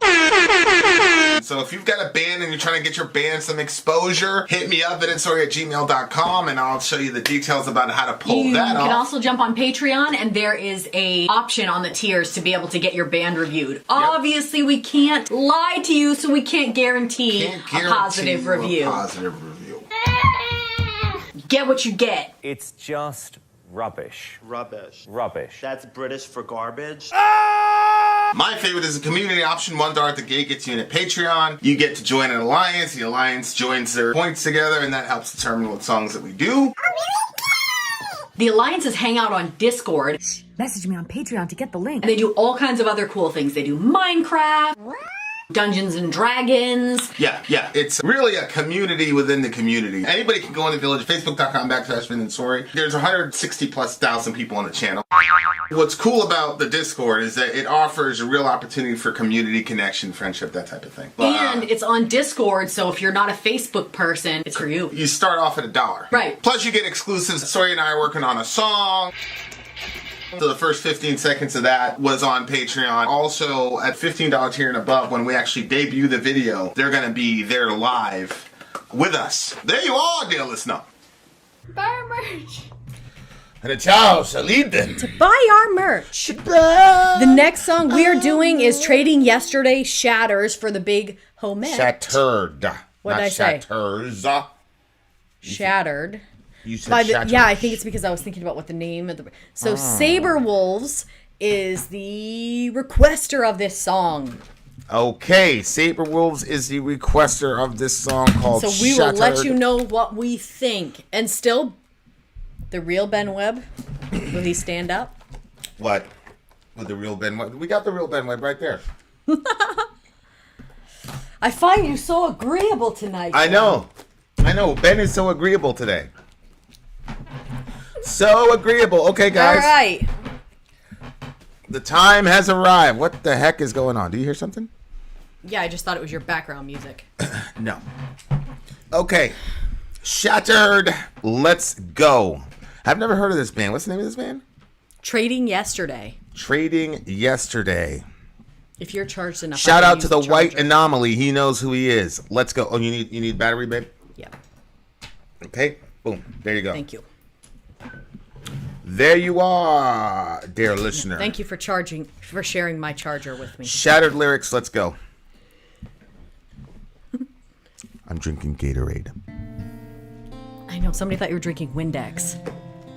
It's not Windex.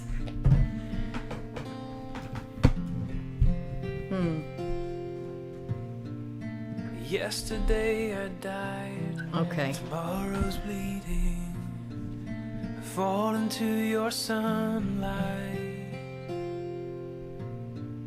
The future's open wide beyond believing. To know why hope died. And losing what was found, a world so hollow, suspended in a compromise. The silence of the sound is soon to follow. Somehow, sundown, and finding answers is forgetting all of the questions we called home, passing the graves of the unknown.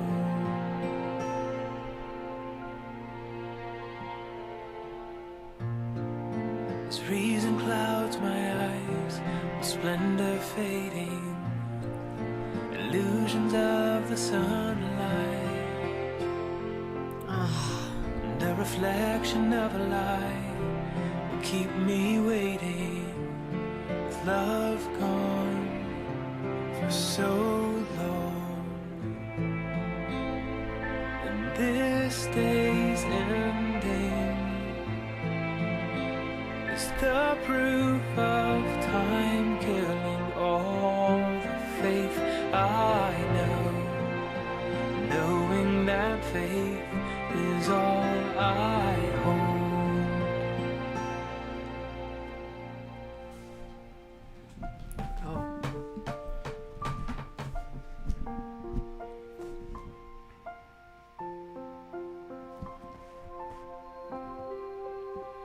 And I've lost who I am, and I can't understand why my heart is so broken, rejecting your love without love gone wrong.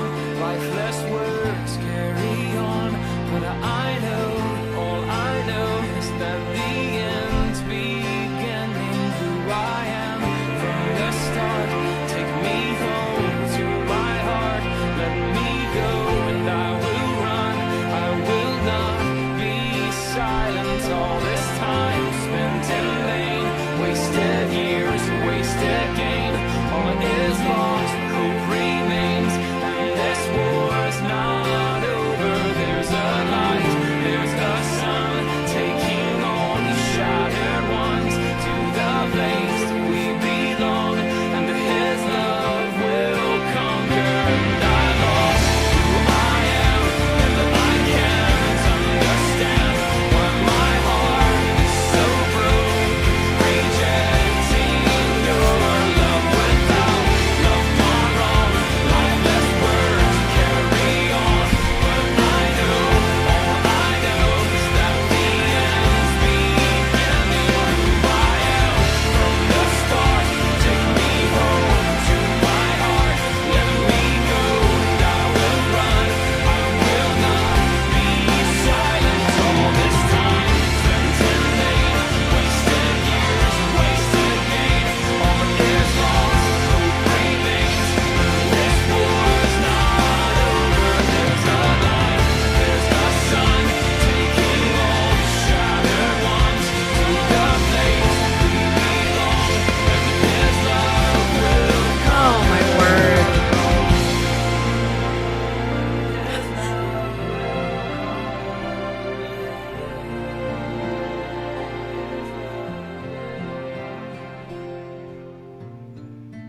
Yesterday I died, tomorrow's bleeding, fall into your sunlight.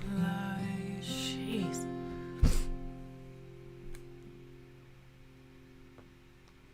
What band is that? Jeez. Wait, scroll real quick. Trading Yesterday. Oh, Trading Yesterday is a band. Okay. Yeah. Are they a Holy Christian band? They've got to be. Why do they have to be? Well, how else does the song make any sense? it makes so much sense if they're Christian. If they're not Christian, I don't even know what they're trying to say. Wow, Saber Wolves. Love wow. will conquer. Saber Wolves here. I Shout out to don't Saber know, Wolves. but she's gonna watch it. So wow. That was a good one. Oh my gosh. What about the song? It's. Was so meaningful to you? I mean, it's personally. It's God, you know, like.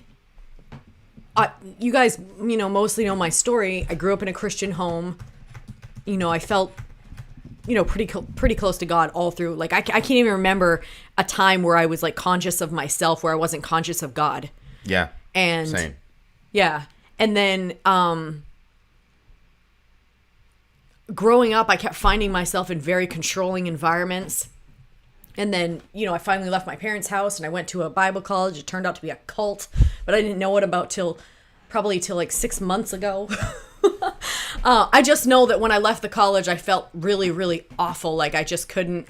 Well, the thing is that like, it's not just you, like pretty much it's like it's like a body count almost. Yeah. Like, It's really, actually, it's so bad that I actually, like, I feel like that how I went was kind of tragic, but it's like their stories look way more tragic than mine. It seems to me you got the best of it. Yeah. Like, but you still, they still did a number on you. Yeah, yeah. And You know what I'm saying? you know, going from there, then I was a part of this amazing church, and such great stuff was happening at this church. Great stuff was happening with, you know, helping homeless people and just broken people and people that were really hurting. And I loved what we were doing there. You know, for the most part, there was some days that were just very difficult, but we lost people that, you know, that were part of who we were trying to help and stuff. So that's always a painful, Lost a lot of people. and difficult thing. Yeah. And then, you know, I went through a divorce, and so like my family was always looked at as like the family. Like everybody wanted to be that family, you know, and so our issues or problems or whatever were very hidden, and we just looked like the perfect family, which to me, like now that I'm on the outside looking in, I'm like, why did anybody fall for that? Like, why would anybody think anybody's family is perfect? Like, how irrational. Nobody has, you're dealing with a bunch of you guys sinful were literally people. perfect, or just you guys were just so far above everybody? I mean, what's really the difference? The thing is, like, Maine is such a small place, relatively speaking. Yeah.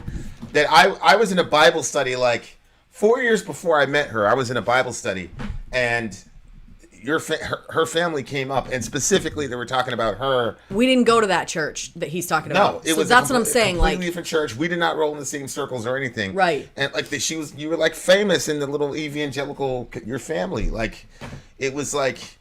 They're like, oh yeah, that girl, and she's so serious about the Bible and blah blah blah. Like the dudes were just going on and on. Of course.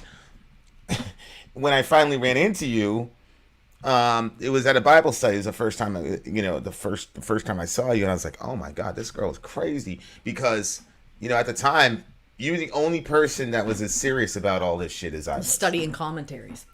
In my opinion, Yeah. no, I wasn't. I mean, commentary was cool, but because you were a Pentecostal and you were looking at it, I didn't even know that Pentecostals could read. So, Wow. except for my mom. My mom was the only exception. How rude. I mean, look, aside from Gordon Fee, Pentecostals don't have like an academic or scholarly, you know what I'm saying? Yeah. It's not like, Okay. and I was in the middle of all that reform shit. So, like, I remember I first saw you and I was like, wow, yeah, man, that girl is okay. I was massively impressed, whatever that means. And then, like, I found out, like, oh, that's the girl everybody was talking about. My point is, like, she is, like, famous in this little subculture. So then she goes and gets a divorce and marries a black guy. Why did you say it like that so Because funny? you know. Okay, yeah, okay. You know. Well, the divorce was like, I would say bad enough, but I don't want to sound too whatever. Like, because my family was looked at it as only ever being perfect, and like divorce was looked at as like the nastiest thing. Then when I went through a divorce, like I just felt all of that. There's so many things that you could just feel coming at you. It was a very, very, very difficult time. And then it was hard. It became very difficult to separate the actions and the words of people that called themselves by the name of God and God himself. Like it all kind of grouped together. And so when I opened up my Bible and I started reading the words that I was very familiar with, just reminded me of all that. And it reminded me there was just too much baggage that is not like God that was connected to the things of God. And so I went dark, I guess, for a while, and it was a hard time, but if you'll look, like when we first started our channel, that was basically like when I was just like in the thick of like, I can't do this anymore. And that was like the first time I started cursing and stuff, was like, but we started the channel, and so the channel was like a good big part of it. But like to me, this song is like the song of like my return home. Like even up until like a very short period of time ago, I wasn't even really reading much in the Bible. That's something that's just kind of come back around to doing, because like I said, I couldn't make the separation. So this yesterday I died, tomorrow's bleeding.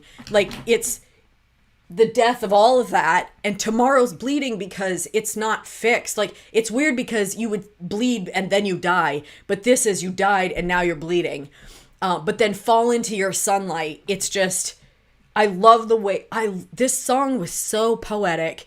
Like fall into your sunlight when there's all that chaos, but the fall to me was like this slow and like a release. Just like falling back into it, like when you play that game where the person gonna catch you behind you, you know what I mean? Like, so it was like fall into your sunlight, which obviously to me was to God, like fall toward God. The future's open wide, beyond believing, to know why hope dies. Losing what was found, a world so hollow, suspended in compromise. Like, to me, like, a lot of this stuff was just talking about my interpretation of how the past would be. And then, like, let me get to the other part that I really like. And this day's ending is the proof of time killing all the faith I know. Knowing that faith is all I hold. So it's like, today's closing and the sun setting on today is proof that the faith that I've known is ending, but that all I know is faith. And so there was like this time in the Bible where like Jesus said some crazy thing and they misunderstood what he was saying. And so a bunch of people left, but Jesus said it like on purpose. And so a bunch of people left, and then he looks to his disciples and he's like, are you also going to leave? And they said, well, where else are we going to go? You're the only one that has the words of life. So even they, I don't even think, knew whether he was like literally speaking or figuratively, but they were like, well, either way, we're here. Like, we've experienced your words. And so there's a sense in which, while I was on that, like, kind of closing myself off from like religion and the Bible and God, that I started feeling very, very lost. And sort of like in a darkness. And I was scrolling on Facebook today, and you see it almost every single day. People talking about how lost they feel, how overwhelmed they feel, how like there's no like peace. And then I always think of that verse where Jesus tells them, come to me. And he says, like, my burden is light, and everything, can you quote it better for me, please? The way is, okay, honey, are you with me? I was looking at Matthew Winter. So he basically says that his burden is light and his way is easy. I'll address it in a second. Go ahead. And that there's rest in him. And like, it's weird because like a lot of people I think don't know that Jesus said that. And so when you're walking around and you're feeling lost, you're feeling tired, you're feeling overwhelmed, and you're feeling dark and just fully discouraged, it just seems like sometimes that there's no hope. And if you don't know that Jesus said it's not supposed to be heavy like this, come to me and I'll give you my burden, and it's a very light burden. And I think a lot of times we want to reject God because we think, oh, he's just a bunch of rules and stuff, not knowing that he, like, when you come into what he's doing and you jump in on his plan, it's like, oh, well, I didn't realize it was going to be like this. This is much like there's like peace that goes with it. And it doesn't mean situations are going to change in your life. Situations will still stay the same, but you have a sort of rest, and you kind of like, it's that sort of out of control feeling of being lost and being not found kind of goes away. So, and then it says, who am I from the start? Because even like from the moment that I'm conscious, I know that I knew God. And then from there, like stuff got muddled, and being in controlling environments, all these different things got muddled. But it's who I am, and who I am is to be close to God. And so I've lost who I am, and I can't understand why my heart is so broken, rejecting your love. But that's what happens. Like, God is giving his love toward people, and then, you know, people will be like, I don't want that. I was like that. I just like can't look at all that right now because God's love and people's thoughts about me and everything was just too much. But without love gone wrong, lifeless words carry on. But all I know is, oh wait, no, right here. But it's all I know, like that. So it just kind of kept going to that. And then just the whole thing, like, who I am from the start, take me home to my heart. Let me go, I will run, I will not be silent. It's just a beautiful, just a beautiful picture. How did you take the I won't be silent part? Because for me, like, the majority of my life, I've always felt, like, embarrassed by silly things. Like, I wouldn't have been crying on camera. If I laughed, I would always cover my mouth. Like, I had all of these things. Like, you know, like the transitions that I've come to. Like, I would never have eaten on camera. That would never have happened. You've never eaten on camera? No. Why?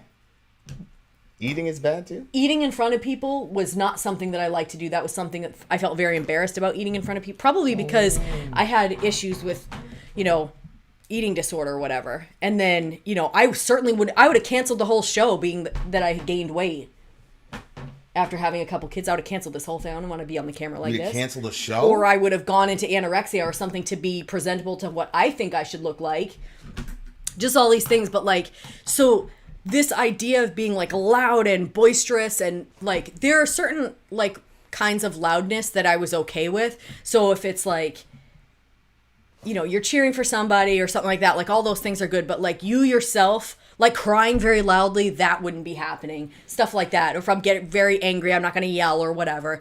But to me, this was like, let me go. I will run and I will not be silent. It was just this, like the birthing room sort of like loudness, like going back to God no matter what. Like, and it's not like this slow, quiet walk back, but it's just this reckless, sort of loud, like abandonment of everything that's behind, and saying, you know what, whatever is behind me and whatever everybody has to say about that, or whatever I think about that, it doesn't matter. The past is the past, and I'm going back to where I knew home was. So it's a very good song for me. Good. I agree. You? I mean,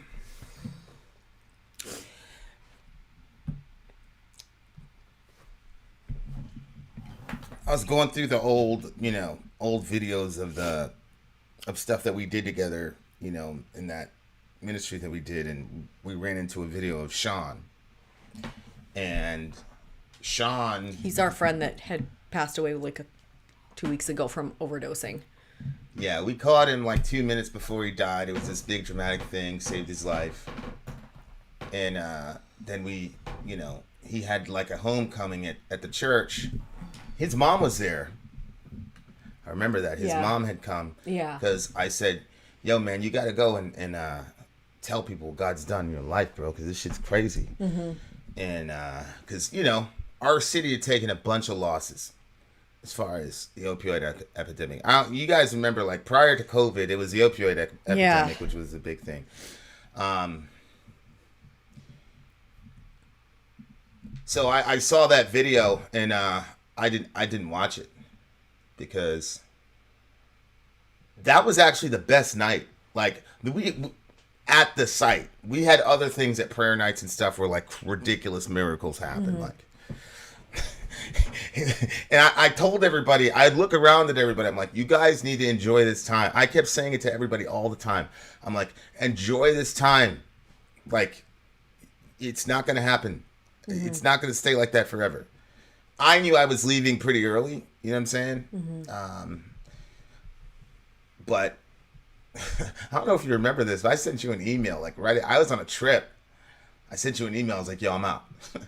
You did? Oh yeah, I wrote a resignation letter. Hold on. Oh, Remember that whole yes. situation? You told me to. Yeah. I do remember that. Half of that was a domestic issue. Half of that was I was on a trip. It was about to get extended like 2 months, and then we found homeboy. So, but Wow. yeah, it was. I was just on the video. I was kind of hovering around it, and I couldn't watch it because that was the best. And it wasn't. The thing about it is, it's not. That was the best night there we've ever had there. Because and it was, and I didn't speak that night. Jay was speaking that night. Jay spoke at the end. I didn't speak that night at all. I was emceeing it. That's that girl right. had cancer. We prayed for her. I told her, look, all these people. Because I said, if you promise to pray for her, raise your hand. Because I had been talking to her, she was terrified. Yeah. And so I brought her up. And I said, if you're gonna commit to praying for her this week, all through surgery, raise your hand. Everybody raised their hand. I told her, look out from the stage, and it's like all these people with their hands raised, and she starts bawling, obviously, and people take her off the side or whatever. And it was just like, it was just the best night, man. Mm-hmm. And like now, dude just got killed by the police. Like we're not there anymore, and like people started dying. Like crazy shootouts, all types of shit, and so it's every time I see somebody dying down there, because it wasn't happening like that when we were losing people to drugs, but we were also we were making it. We had a situation with a gang war happening. Folks went in the middle of that shit. Yep. And like we really. So now every time I see somebody die or something over there, like it's like. Man, if we would have been there, I know. Maybe things would have been a little bit different for those people, Mm-hmm. So I couldn't even watch that video. So I was just thinking about Sean's, the whole situation, and I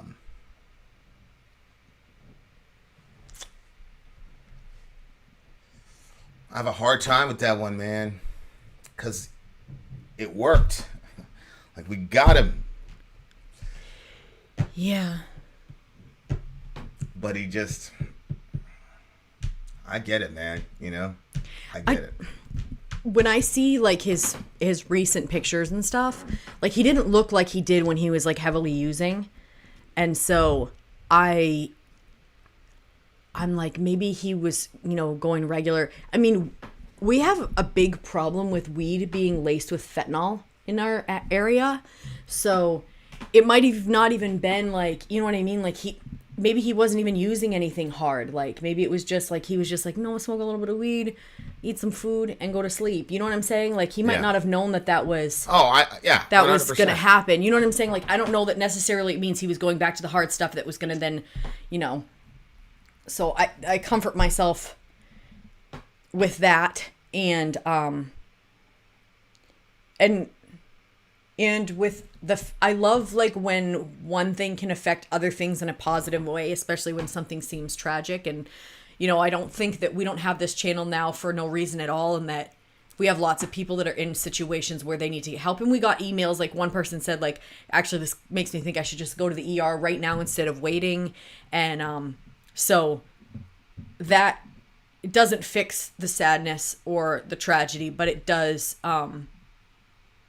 bring a little bit of comfort that good is going to come from that situation. Yeah. That he's not just like some people die and they're on the floor and nobody knows they're there for days, and then they get found and they basically get put in a nameless grave because nobody even knows them. Yeah. But he's known and we know him, and you guys know him now. We can say his name, and so those things are important to me. Yeah, he's known. And and him, like, he's not in any more pain, like he's in a good spot. He definitely wouldn't trade places with us, that's for sure. Right. But I feel, for his mom and his kids and his girls, it's just, oh God. Yeah. But shout out to everybody actually that had helped with the funeral expenses. Yep. And And a lot of people donated for that. Thank you guys for that. We were able to help Sean and more. So thank you guys for that.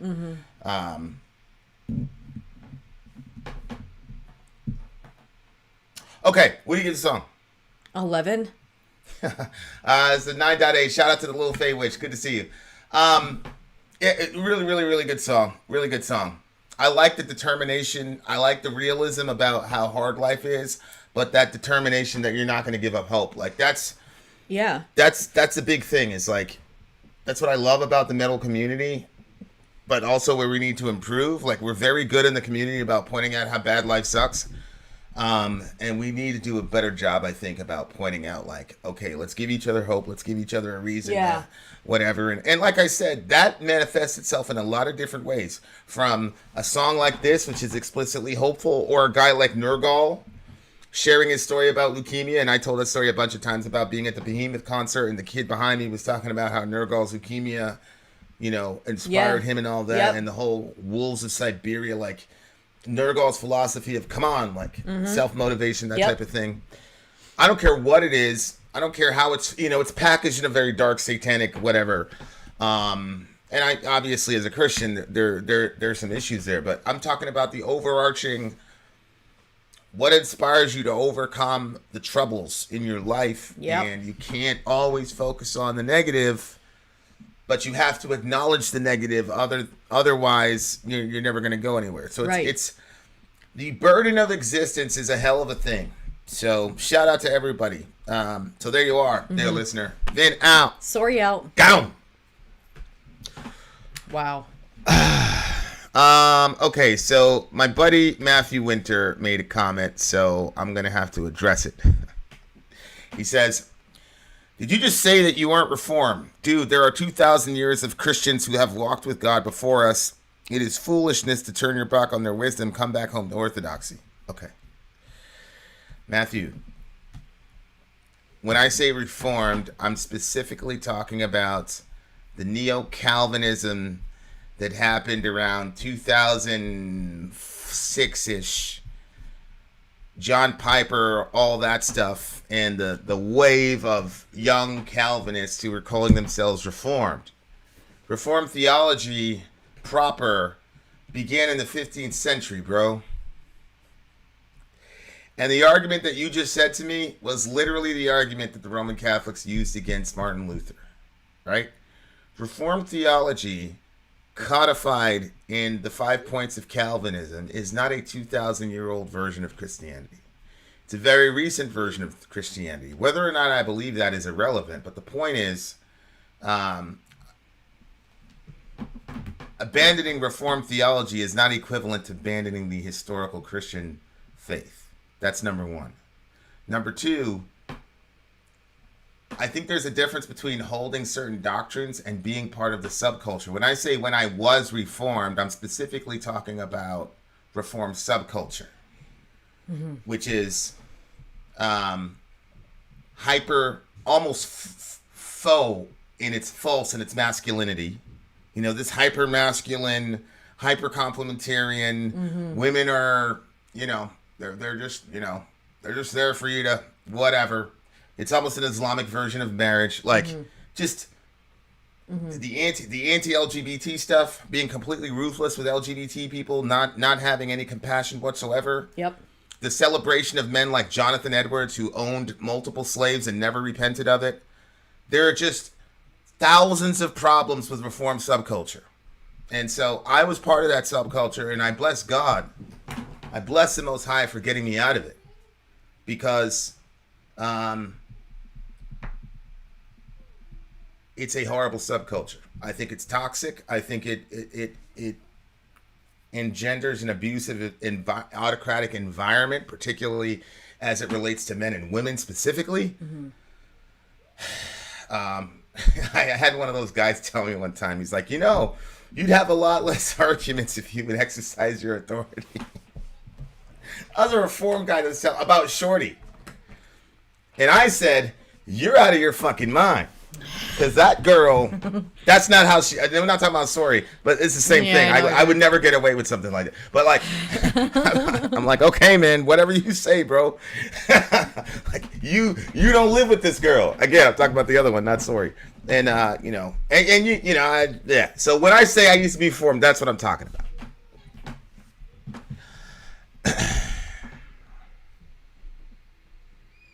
Yeah, but yeah, Doug Wilson is absolutely poison for sure. But you know, 1689, what is that? The 1689 LBCF.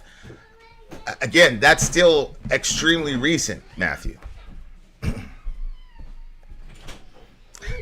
Tasco, I'm not. You know what? Me and you will talk about that offline because you're my guy.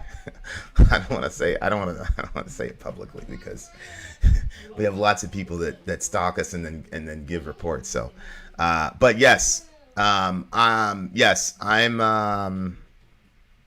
going to. We'll talk offline. Tasco, do I have your number? Did you WhatsApp me, you weirdo?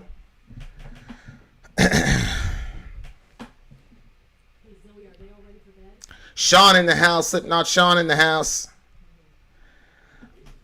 Dostoevsky is extremely smart and weird. Doobie. Alan, I just want to make sure. That when we're having the image of God discussion, that you have a clear understanding of what I mean when I say image of God. What I mean is that God has. Give me a kiss. He wants to say hi to the people. You want to say hi to your friends? You want to say hi to the people? Say hi to the people. Say hi. Say hi. Hi. He was saying earlier when I was working and he was sitting beside me, all of a sudden he saw the camera and he goes, hi people. Say hi, people. Hi, people.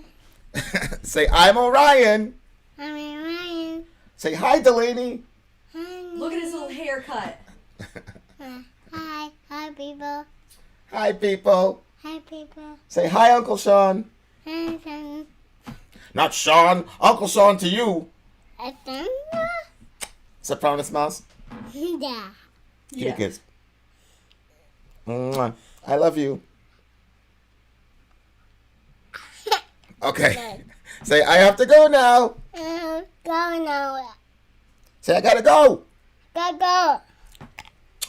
All right, Do you want to sing Twinkle, Twinkle, Little Star? You want to sing it? Okay. Okay. Salam alaikum. Rahmatullahi wa barakatuh. Huh? What did he say? I want Gatorade. All right, you have a sip of my Gatorade, and then you got to go to bed, Yarasul. Yourself. Come here. Come here. How you gonna rap about handguns and you got a man bun? Leave his man bun alone. It's so cute. Okay, here you go. Ready?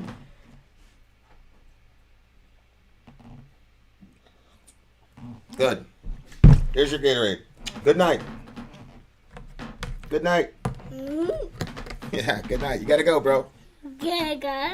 You gotta go. Gotta go. Yeah, you gotta go. Salam alaikum. You're so cute. Mommy, All right, take him. Get rid of him. You want milk? Go with Sniper now. Good one, Tasco. Vin and his salamis in the lake. I mean, really. Hey, listen. Those phrases come in very handy in certain situations, Missy. Do what you will with that. Appreciate that, Sean. I mean, look, it's damn near impossible to create an ugly baby with Soraya. You guys know that. So, I don't think that that's possible. Oreo, the young god. What's up, XBM? Okay, yeah. He's like, what were you saying? Okay, so when we talk about image of God, we're specifically, okay, so here's what I mean when I say image of God, okay? In the ancient Near East, the question is, how does one guy who doesn't have advanced military or whatever How are these emperors and such able to exercise all this power over common people? And the reason they were able to do, one of the reasons they were able to do that is because they came up with this concept of the Imago Dei, or the image of God. And the idea was that Ra and all the rest of those guys are up in the heavens or whatever doing heavenly things. They're too transcendent to come down to the earth and play around with us. So what they do is they have a representative, almost like an ambassador or a vice regent. So that whatever that representative said, they were speaking for God. Whatever they did, they were doing it on God's behalf, etc., etc. So that's how a pharaoh and emperor was worshipped. That's why you had emperor worship and things like that in the AME, because the idea was they are the image of Ra, or the representation of Ra, and so they should be treated as such. So image doesn't literally mean a picture like a snapshot. Image means a vice regent. It's a job title. It's not an ontological description per se. It is an ontological description, but it's not just that. It is also a job title. I represent God on the earth. That's what it means to be an image of God. So when the Bible says that Jesus is the image of the invisible God, they're not saying if you took a snapshot of Jesus, that's what God looks like. What they're saying is when you see Jesus compassionate and crying over a woman who lost a child, that is God. He's imaging God or representing him perfectly. When Jesus prays for his enemies, he's imaging God because God loves his enemies, etc., etc., etc. So that's what image of God means. So I don't believe that Adam is a direct carbon copy of God. As a matter of fact, Eve is also called an image bearer of God, which, by the way, in the ancient Near East is revolutionary. It's a revolutionary status. You're giving women the same status as Pharaoh in the ancient world. Yeah. Find me another religious document that does that. Good night. You can't even find that today. And look at how we've reduced ourselves. Well, you don't. He was a man of his time. People are saying now, like the Bible has always it's not been a person of its time. You know, a Bible of its time. You know what I mean? Yeah, I agree. And then you're taking on this foolishness. What in the world? This sounds like Michael Heiser's view. That's because it is Michael Heiser's view. I'm a disciple of the homie. For sure.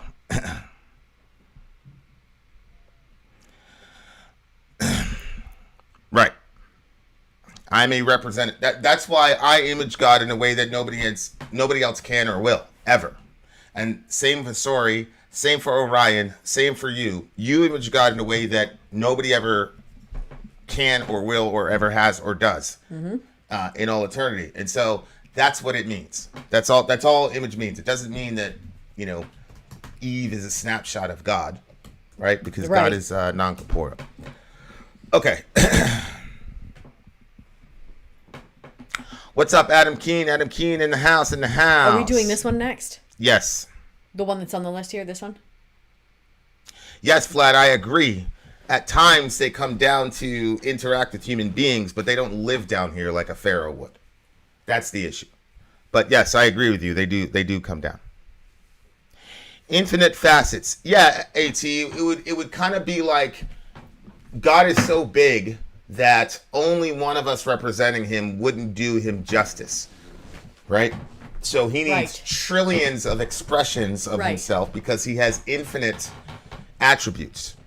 And so from that vantage point,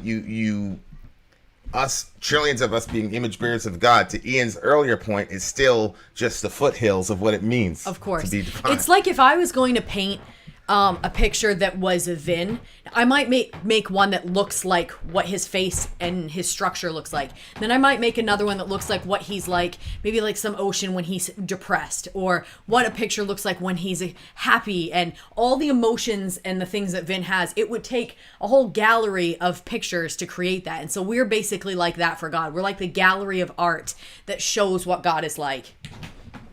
Yeah. Okay. Good. We got another song on the way. Trillions of finite aspects of an infinite being. Yeah. No, it's not Webb Week. We just love Ben. Oh no, Ben is now on the team. Yeah, here he is. Ben is now on the team. You know what's funny? You know what's funny? What? That doesn't even look like a paper, bro.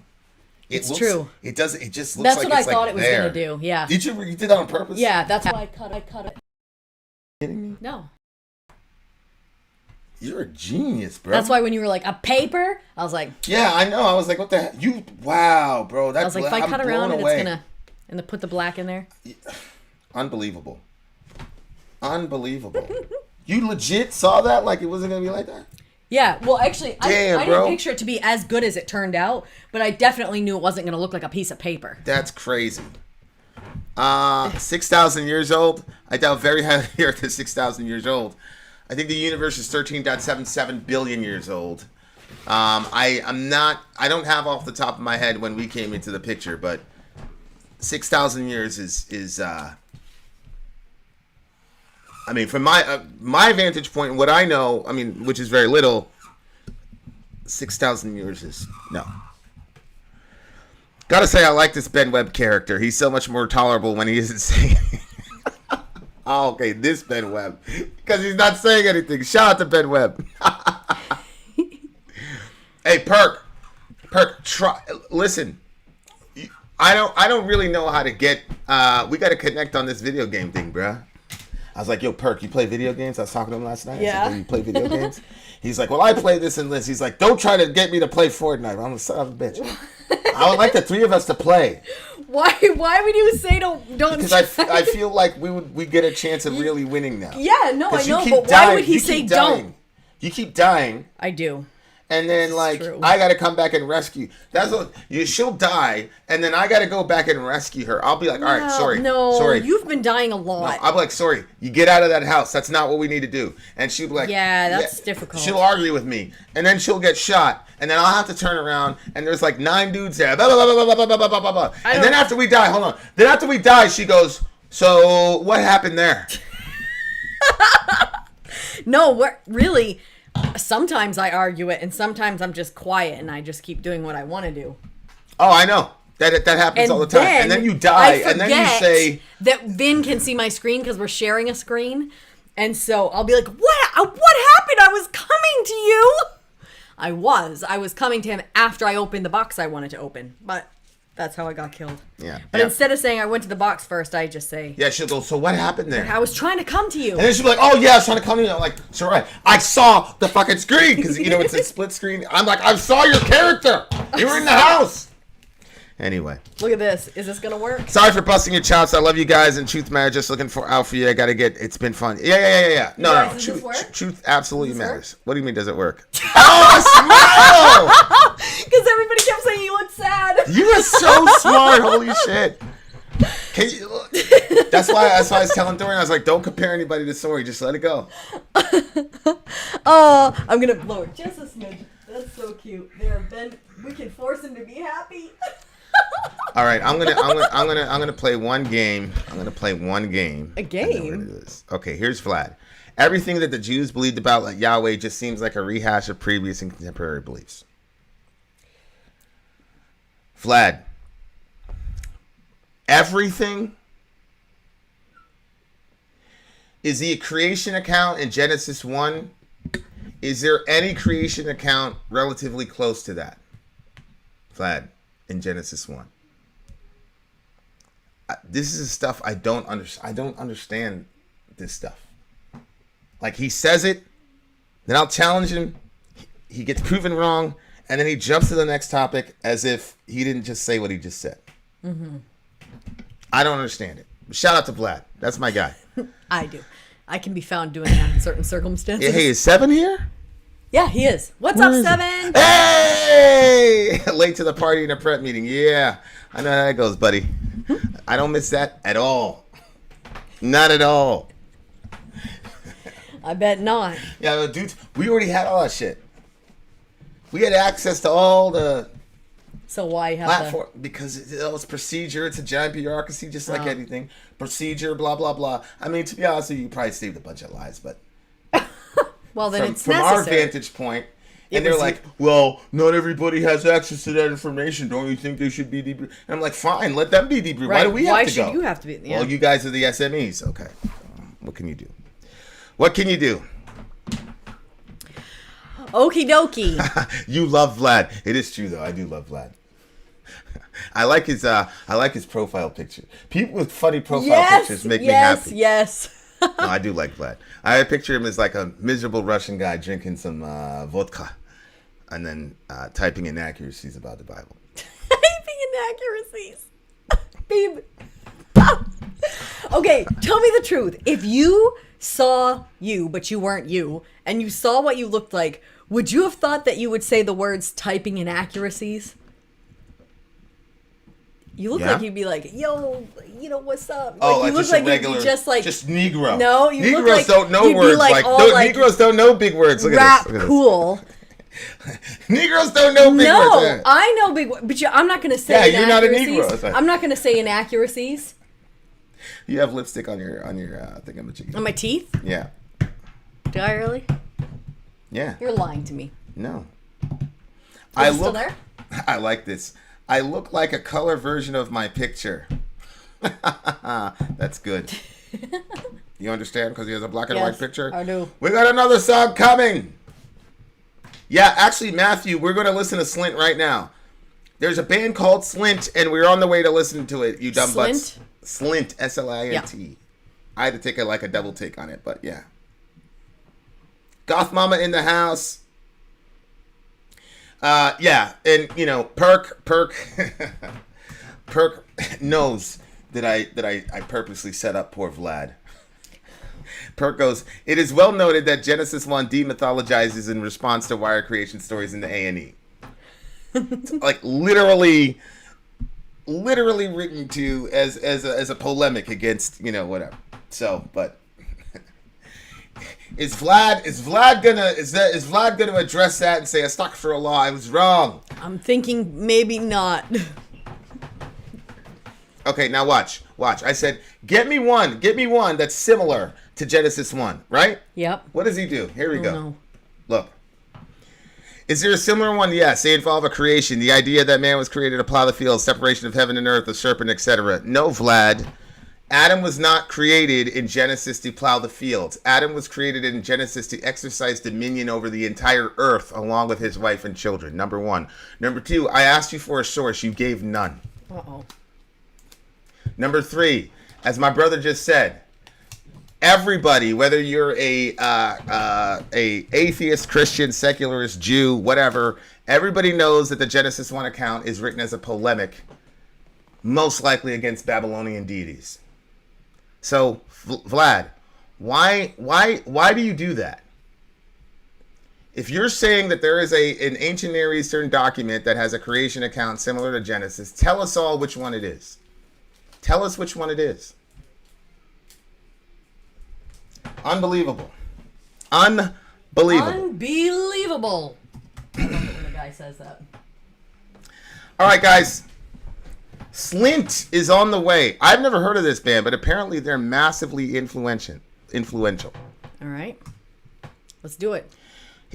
River, if he's referring to the Babylonian creation myth, that's literally you go to any scholar, and vast majority of scholars will say that Genesis 1 was written as a polemic against Babylonian creation accounts and their gods. But, hey, what do we know? What do we know? Hashtag Eve did nothing wrong. I agree. Yeah, that's true. Is it wrong to be deceived? Okay, now listen to this. Uh-oh. Nothing had grown in the garden because there was no man to till the ground. Sounds like we were made for rough labor from the get-go to me. You're the first human being in the history of the world, Vlad, that I've ever heard say that a person who lives in a garden is suffering rough labor. He lived in a garden with trees and all the rest of it, bro. What do you mean? Secondly, what's interesting about that account, Vlad, in Genesis 2, is it actually says that Yahweh planted the garden. So Yahweh is pictured as the first gardener, and then Adam takes over after Yahweh builds the Garden of Eden. Show me in the A&E where that happens. Because you're trying to say that Genesis 1 and 3 is trying to communicate that Adam was just there to be a slave. Because that's how the gods were in the other religions. The gods, they needed food. Some of them needed gold, et cetera, and right. human beings were there to work for the gods so they could chill up there. Kind of like a mafia, type of, pyramid scheme. Mm-hmm. That is not what is reflected in Genesis 1. In Genesis 1, all human beings are image bearers of God, including women. All human beings are told to exercise dominion over the earth, to rule the earth as kings and queens, as God's vice regent. God rules in heaven, and mankind, man and women, rule on earth. God plants the garden. God is pictured as a servant many times in the Old and the New Testament. Please, Vlad, if you're not a Christian, that is okay. But why say these inaccuracies? And why, when you're confronted with them, do you just jump to something else and not acknowledge it? I don't understand what you're trying to do. Because literally, there's almost... I'm not going to say that. I'm not going to say. Shout out to Vlad. I love him. It's a great dialogue. It's a fun back and forth. I don't understand the angle. I don't know what he's doing. I don't know either. You know, there's that passage in Ezekiel where God says, why do you always have to be punished? Like, you come out here, you say this on a public forum, and then people show you that you're completely wrong. How many of those indignities do you have to endure before you... Vlad, it literally says that all the plants of the garden were still in the ground because there was no man to till it. Oh, no. No, the garden was fully planted, but they were supposed to go... Genesis 2 says, no man had watered the whatever. And we've talked about that. Adam is completing creation. Is Adam a slave in Genesis 2 when he's naming the animals? Sorry. Look, you cannot get slave out of let him exercise dominion over the earth, Vlad. Vlad, address it. Address it, Vlad, or I'm not going to talk to you. I'm going to say that you're a dishonest actor if you don't address it. Vlad, in Genesis 1, God says that Adam and Eve are to exercise dominion. And the word for dominion is literally the word that's used all through the Old Testament to describe kings. When it talks about King David's kingdom or Solomon's kingdom, it's the same Hebrew word. So they were created to be kings and queens. Psalm 8, when it talks about Adam and Eve in creation, it says that they were crowned with glory and honor and they were set above all of God's creation. That is what the Bible says God's creation mandate was. It was not to make Adam a slave. Now, Vlad, address that directly, please. Address them being crowned with glory and honor and told that they are supposed to rule the world together. Address that. Is that the same thing as, do we see that reflected in the Enuma Elish?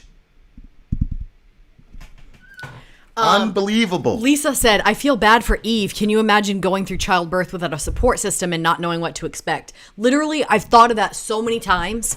And because I don't... Wait, without a support just system? Hold on, please, pause. Let Mama talk now. Okay, go ahead. I've thought of it a bunch of times, and I was like, Adam is not really that supportive, and there was no other women there to be her doulas, and what horrible experience that must have been, especially because she had never seen it happen before.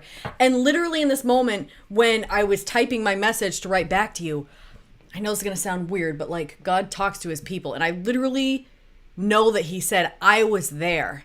And so, you see God talking to Cain and all the different people as time progresses. So like, I fully believe that God was there at her delivery. So, I mean, she probably had the best delivery experience post. I agree with that. Post curse. I agree with that. That's a good angle. Is that what you were going to say? Huh? When you said, wait, what? No, that's why I shut up, because I was like, I knew that you had something. And that was better than anything. As soon as I thought of that he was there, and then I was like, wait, so like the thought comes in your head, and then I was like, well, are there any verses that I can make sure that that's like actually true?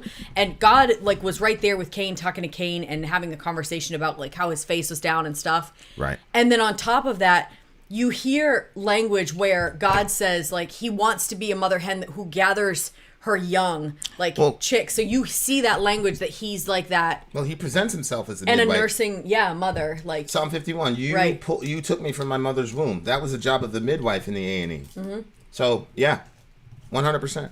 Who said you took me from my mother's womb? Psalm 51. Actually, no, Psalm 22. Who's the speaker? Jesus, actually. Psalm 22. Yeah. My God, why have you forsaken me? But you took me from my mother's womb. He's saying, you've been with me since I've been born. Why are you abandoning me now? Psalm 22.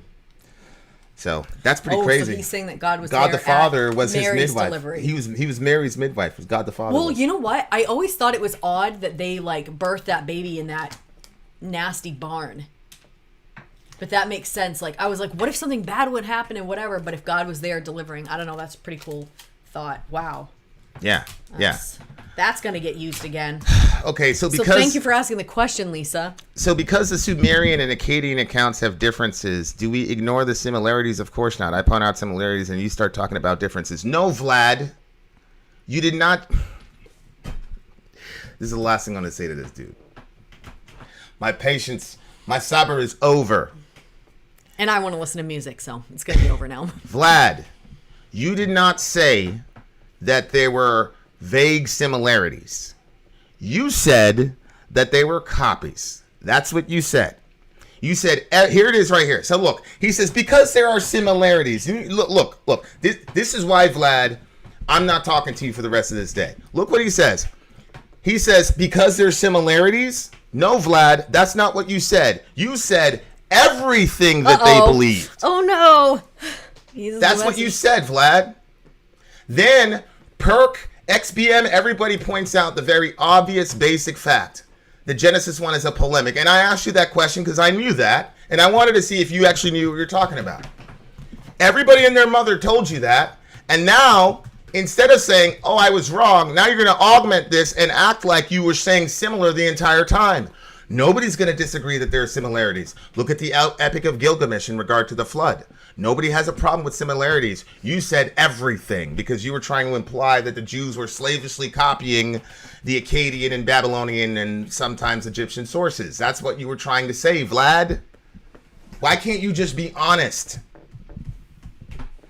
I said a bunch of crazy stuff about Trump. January 6th happened. I went and shot a video and said, holy shit, I was wrong. There's nothing wrong with being wrong, Vlad. It just means you're not God. That's all it means. That's all it means. There's nothing wrong with that. Is it bad if you argue with God? I hope not. Because I argue Otherwise, with him. you're in trouble. I argue with him very, very frequently. As long as God wins the argument, I think you'll be okay. All right. Ready, babe? Look. Oh, gee, forgive my generality. Tasco, we're praying. We had it too, so it's been good so far. Oh, his girl's getting a fax. Tasco. I don't think he means baby. I think he means his girl. Either way. Well, your response made me think you thought he meant baby. Oh, okay. You were just gonna say about Reza getting his shots today. Yeah. I should have let you say it. It probably would have been a cute story. Poor cute little description. Reza. You felt sad for him. I was filling out the stupid paperwork. I know. I'm like, I was looking. I was like, she's ice cold, man. Okay. I hate the shots. There's two nurses in there, and you're in there. There was no place for me. I know. Every single time. Would God play on the Xbox if he had the time? I'm certain he's done it many times, actually. Yeah. Oh no! I just thought of something. I can't say that though. What? Girlfriend. I'll believe that Tasco has a girlfriend when I see a young lady claim that she's Tasco's girlfriend. Nah, I mean, look at that arm, bro. Look at that arm. Yep. That's a man that goes to the gym. All right, babe, let's go. Slint. This is the entire history of everything ever done and fought over and died and lived and loved. You were wrong, Vlad. Just say you were wrong, bro. I was wrong. I got vaxxed and still can't contact the Borg. All right, guys. Slint is next. Shout out to the big homie, Vlad. Good captain. All right. Good morning, captain. Be more patient. How dare you? That's what he said to me. How dare you? You said that to Vlad? No, God. I mean, Vlad said that. Oh, he God. said you? You don't have the right to be impatient with people. What's wrong with you? Oh, well. I said, I'm fine. So shout out to Vlad. All right, guys. Commercial. I'm Vin. I'm sorry. If you would like to get your song reviewed, dear listener, there's the Filthy Capitalist option. Sorry says 125 gets you straight to the head of the line. You don't have to be a part of the alliance. You don't have to be part of the group. Wait a minute. And the biggest thing is you don't have to wait. You hop, skip, and jump right in front of everybody. 125 gets you there. You do that 3 times and then get mashed down to the $75 rate for perpetuity. Yes! Also, there is a band review option. So if you've got a band and you're trying to get your band some exposure, hit me up at instory@gmail.com and I'll show you the details about how to pull that off. You can also jump on Patreon, and there is a option on the tiers to be able to get your band reviewed. Yep. Obviously, we can't lie to you, so we can't guarantee a positive review. Get what you get. It's just rubbish. Rubbish. Rubbish. That's British for garbage. My favorite is a community option. $1 at the gate gets you in at Patreon. You get to join an alliance. The alliance joins their points together, and that helps determine what songs that we do. The alliances hang out on Discord. Message me on Patreon to get the link. And they do all kinds of other cool things. They do Minecraft, Dungeons and Dragons. Yeah. It's really a community within the community. Anybody can go in the village, facebook.com/VinandSory. There's 160,000+ people on the channel. What's cool about the Discord is that it offers a real opportunity for community connection, friendship, that type of thing. And it's on Discord, so if you're not a Facebook person, it's for you. You start off at $1. Right. Plus you get exclusives. Sory and I are working on a song. So the first 15 seconds of that was on Patreon. Also, at $15 tier and above, when we actually debut the video, they're going to be there live with us. There you are, dear listener. Buy our merch. Buy our merch indeed. A channel shall lead them. To buy our merch. What cannot be bought is the big homie Ben Webb. You see him back there. He's got a smile on his face. Everybody's happy. Shout out to the big homie Vlad. Shout out to the big homie Amy. Shout out to the big homie Neil. Okay, but we're going to shout out the biggest homie here, which is Jason, who brought us this song. Whoops, here you go. Yeah. Jason, who brought us this song, he's actually part of the Sin and Glory Alliance. Is he now? But he went, what do you say, Ronin for a second here to get this song definitely reacted to. Sin and Glory is an alliance. You can join it for as little as $1 a month. And that's part of it. But he decided to go rogue and do his own thing. Yep. And so that's how we're listening to Slint-Good Morning Captain. He said, he said what I just said. Good morning, Captain. Here we go, Jason. Let's see how this is. With lyrics, y'all. Let's go.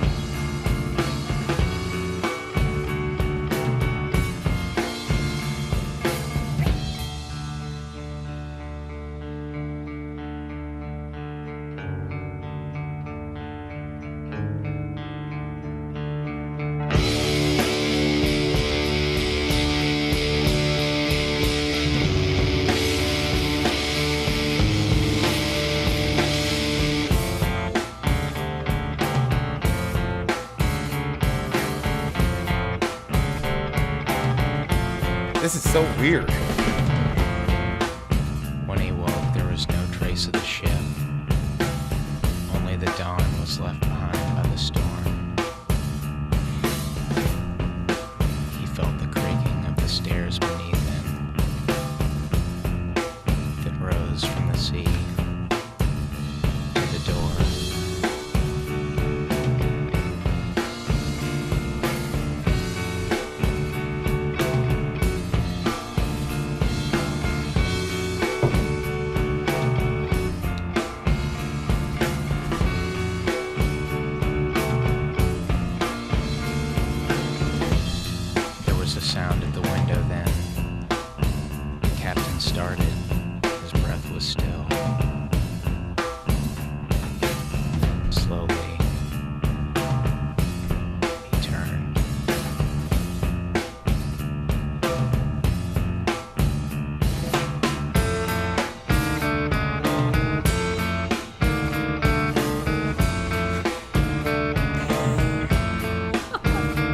Smoke them if you got them.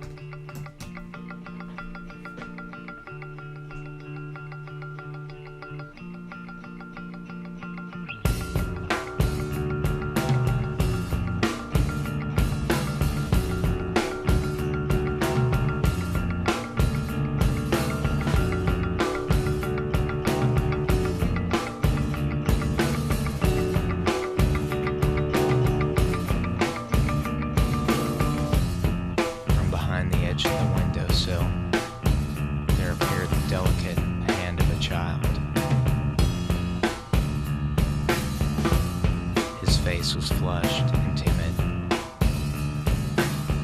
He stared at the captain through frightened eyes. The captain reached for something to hold on to. "Help me," he whispered as he rose slowly to his feet. The boy's face went pale. He recognized the sound.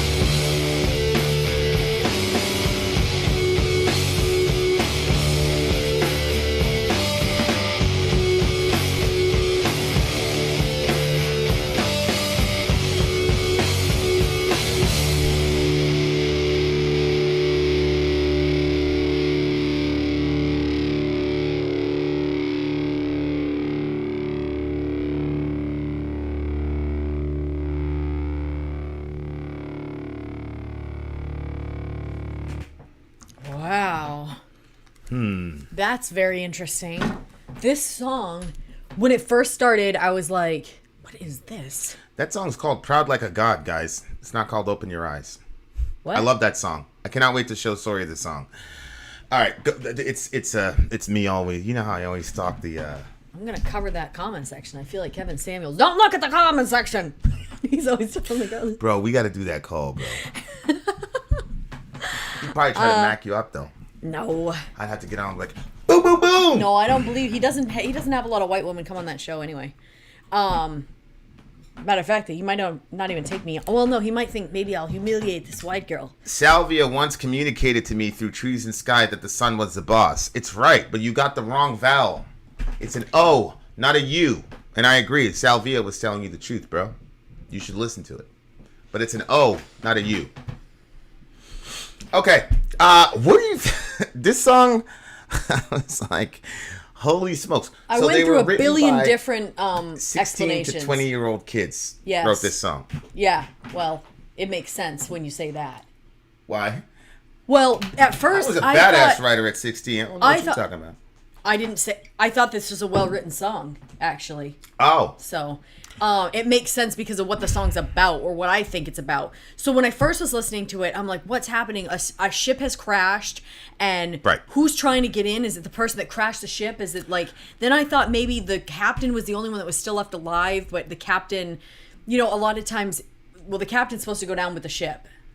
Yeah, that's what I heard. Anyway. Yeah, I mean, that's what we hear. Maybe it's just from movies, but then as it went, then I was like, oh my gosh, the like guy in Titanic, he went down, right? The captain went down. Yeah, but or one of them. Wasn't there one guy that was like he saved himself or whatever? He was like shamed for the rest of his life or whatever. Probably. I don't think that a captain should go down with a friggin' ship if everybody's off it, though.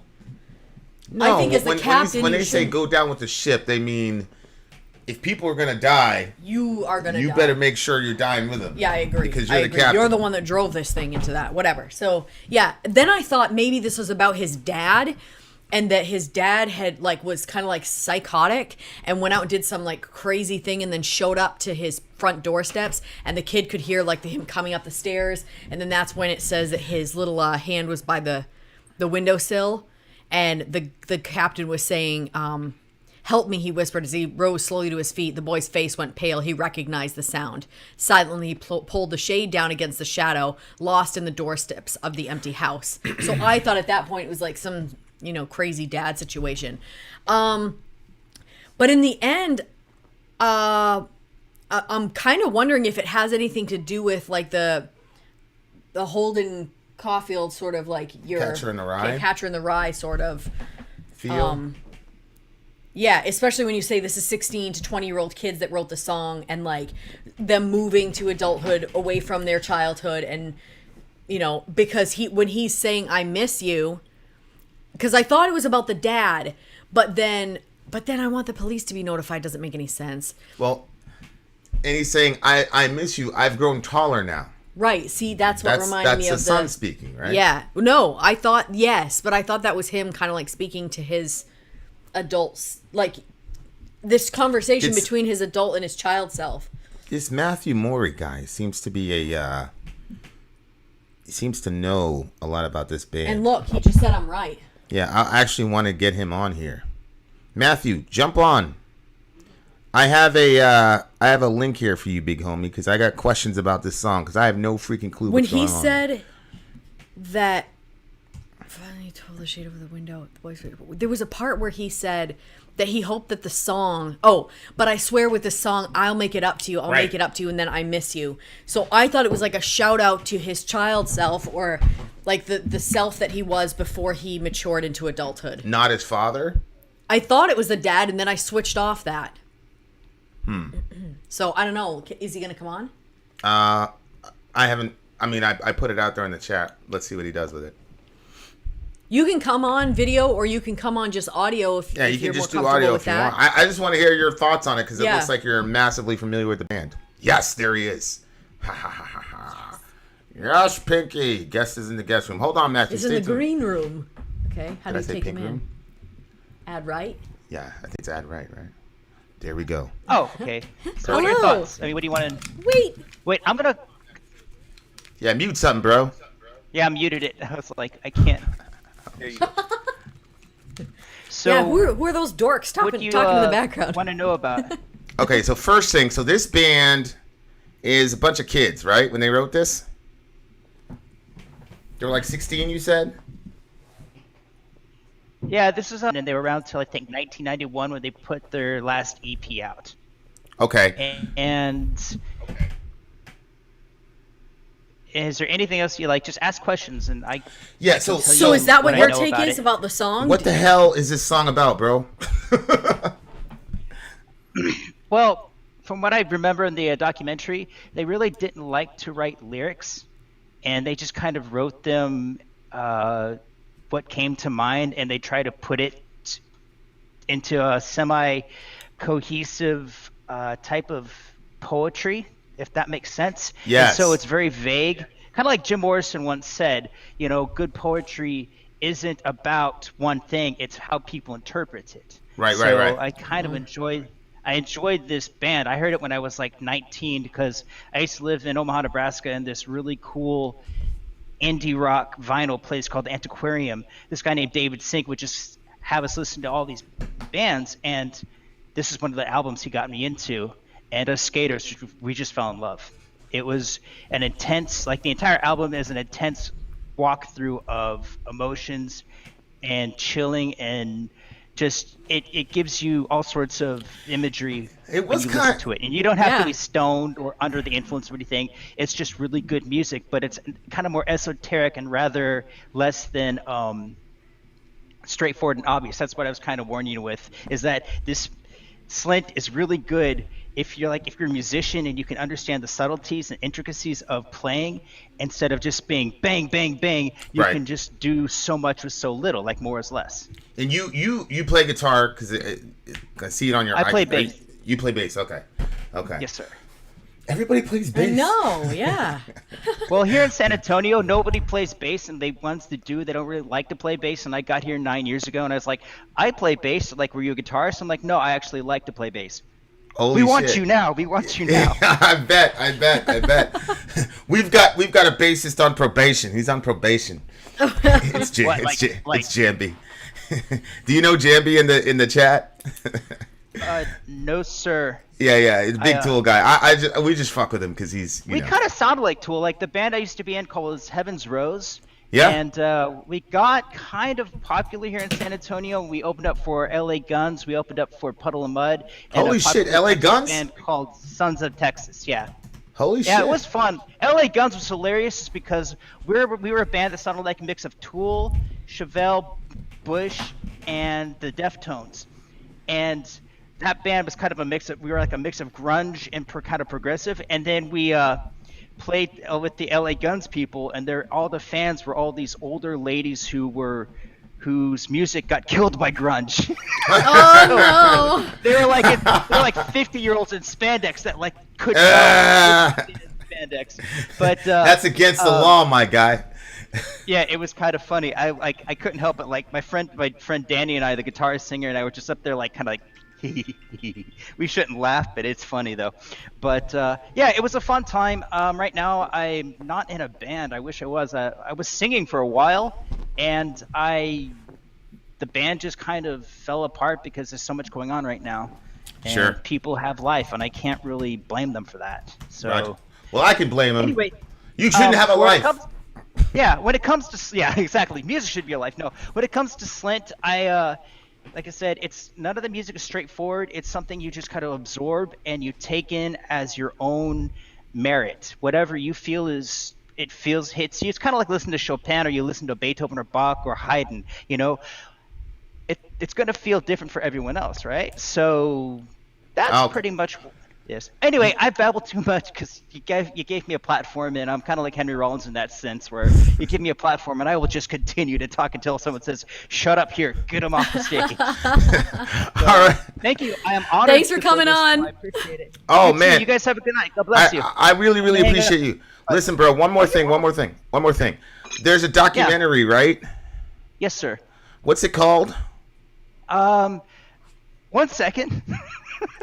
Okay. And do you have any of your band stuff up on YouTube? Yeah, where's your band stuff? It's on YouTube. Heaven's Rose is on YouTube. You got a song? Let's see.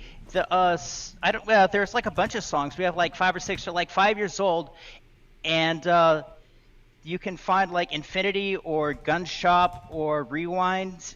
And I was a much younger, less gray chap at that age. Oh yeah, yes, we got the video. Heaven's Rose video coming up at the end of this episode. Stay tuned, bitches. Are you kidding me? No, I'm not kidding. My brother Danny Zuniga would like totally love that. That would be awesome. Thank you so much. Yeah, we got a song after this one, and then Heaven's Is that Rose, the Infinity. best one, Infinity? Infinity would be pretty cool because that was the one that if you see a weird one with weird color, that was actually filmed by my friend Zach, our friend Zach Amaya, at this place we used to jam out called Cafe Revolution. That's and the it was one like, we're gonna use. It was a place where like it was like a music and artists like commune, and everyone would come in, and my drummer used to live there, and Zach lived there, and like some other person lived there, but painters would come in, everyone would jam. It was really good. And then Zach decided to like have shows all the time for almost a year straight, and the tenants downstairs just didn't really like it. So it kind of shut down, but for the while it was around, it was magical. Like we'd have parties up there with like 900 people. Wow. Wow. That sounds like fun. Yeah, San Antonio can get really wild sometimes. But like I said, I'm babbling. I'm keeping you guys from doing what you need to do. So thank you so much. Well, thanks for coming on. Love you, buddy. Yeah. I get it. By the way, I don't always agree with Yvonne, but I like your opinions. And you should always feel free to state them and stuff like that. But anyway, See? I'll talk to you later. Tell her that. Tell her that. All right, love you, buddy.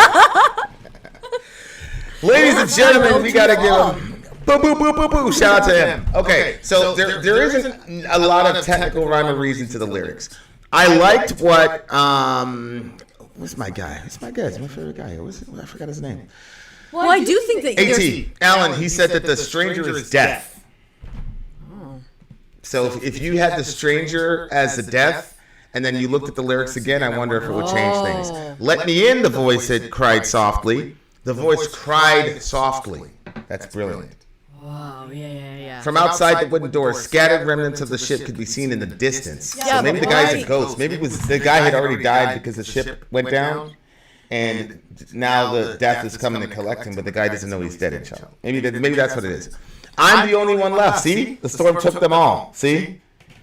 But what if he actually died, like a Sixth Sense type of thing?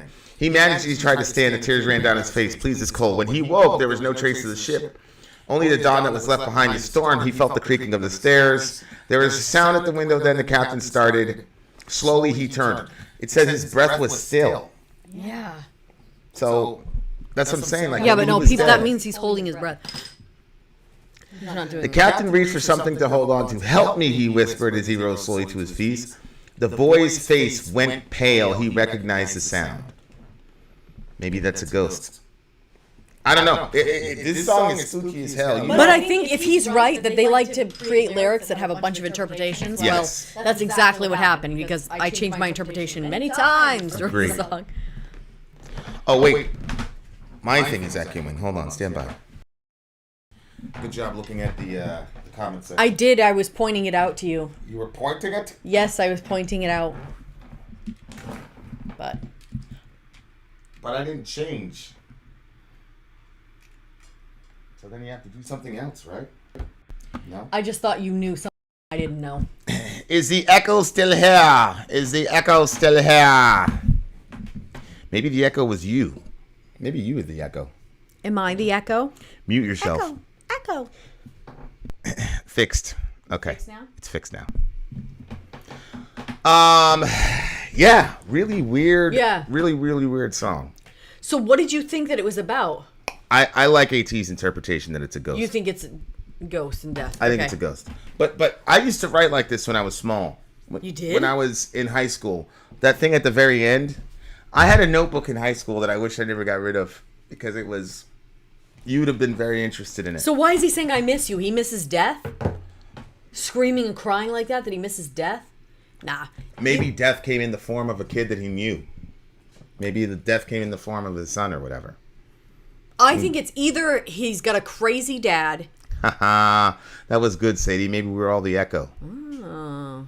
Go ahead. You know, I think it's either crazy dad or it has to do with growing up. Okay. What do you get the song? You go first. I'm going to give it a solid 8.74.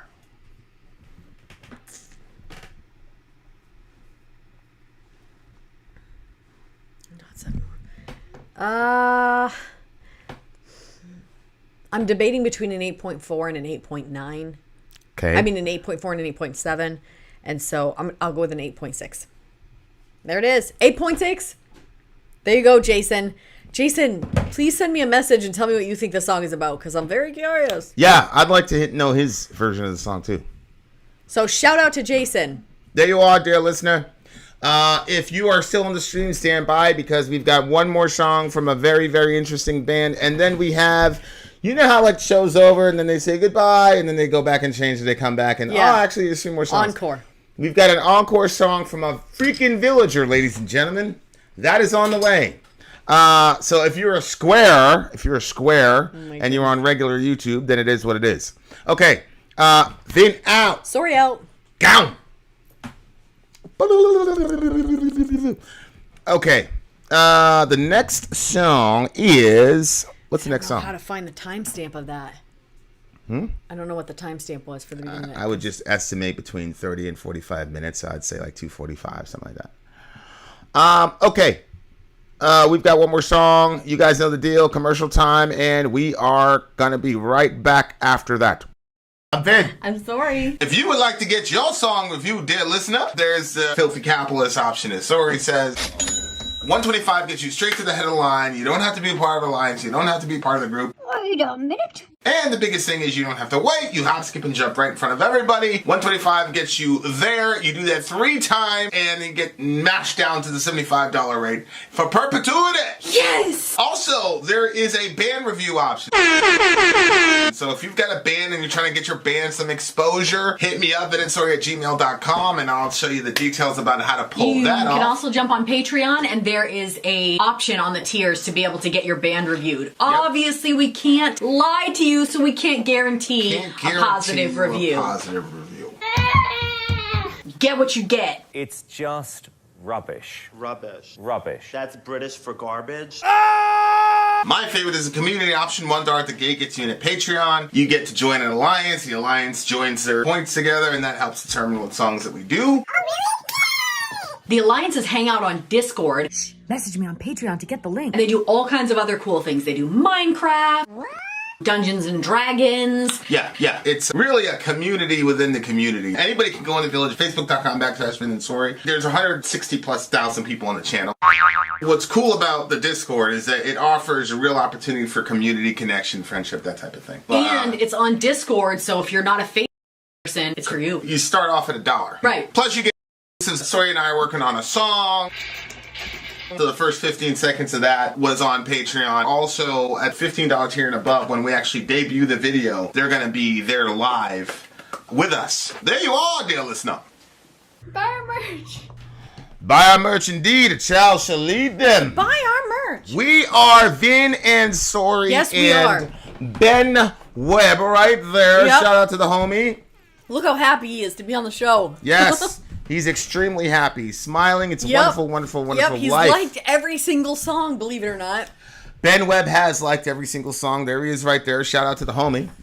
So we are doing a song called Hey Dude by a band called Beatallica. Beatallica? I thought it's like Metallica, but Beatallica. Like beat, Beetlejuice-tallica? Like a beat in a drum. Beat? Yeah. Beat? Yeah. Metallica? Whatever you say. Daniel has called himself a filthy capitalist, like me. Welcome to the crew. And this is a song that he picked for us to listen to, so we're about to dive into it. 100%. And see what we think of it. What cut is Ben Webb getting? We don't make any money off this. Yeah. We'll give him YouTube's cut.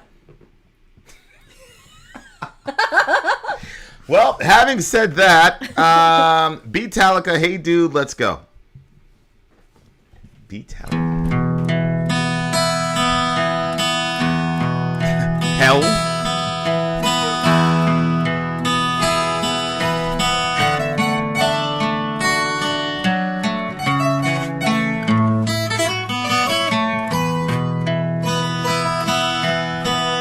Is that Nothing Else Matters?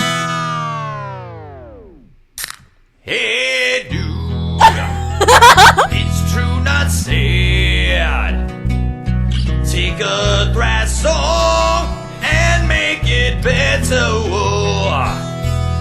Remember that metal is in your heart.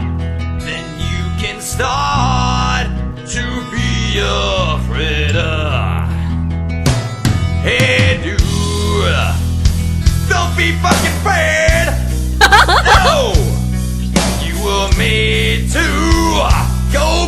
shredder. The minute you let us under your skin, then you'll begin to be a predator. So crank your amp and deal the pain. Hey dude, you're fucking insane. The rivers run red with blood of Moses. And don't you know that he's a fool who plays it cool, but needs for his bear to be much colder. Na na na na na na na na na. Hey dude, never turn it down. You must pound her. I mean, keep a wing. New wave of British heavy metal is in your heart, and you can start with diamond headers. So let it out and let it in. Hey dude, begin. Don't wait for the air of the beholder. You never know when they'll toll for you. Hey dude, you'll do just thing that flying across your shoulder. Na na na na na na na na na. Yeah. Hey dude, it's true not sad. Take a threat song and make it better. Admit it, Metallica's under your skin. So now begin to be a shredder, shredder, shredder, shredder, shredder, shredder, yeah.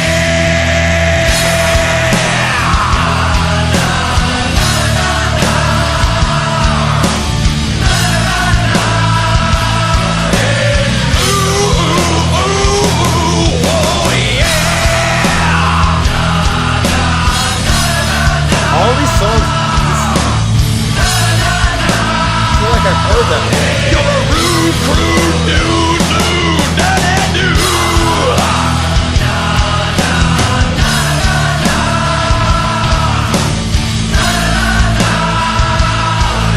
Listen to your denim and leather by Saxony, yeah.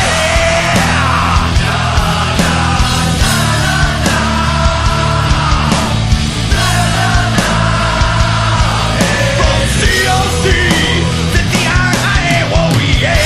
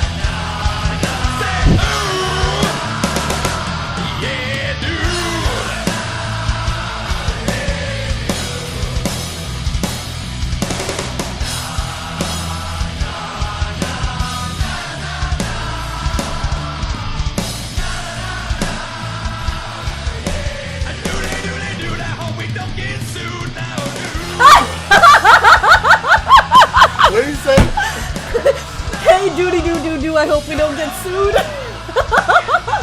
What? Hey, doody doo doo, I hope we don't get sued. Oh.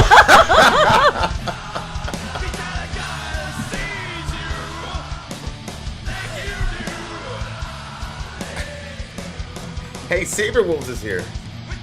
Oh. We did your song, Saber.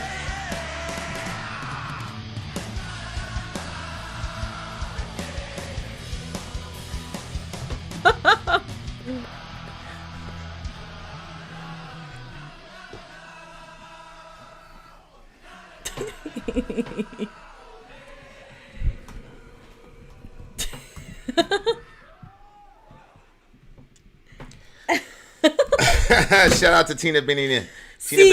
Banks. I mean, I feel like if I could remember more like names of Metallica songs, I think there's a bunch of them listed in here, right?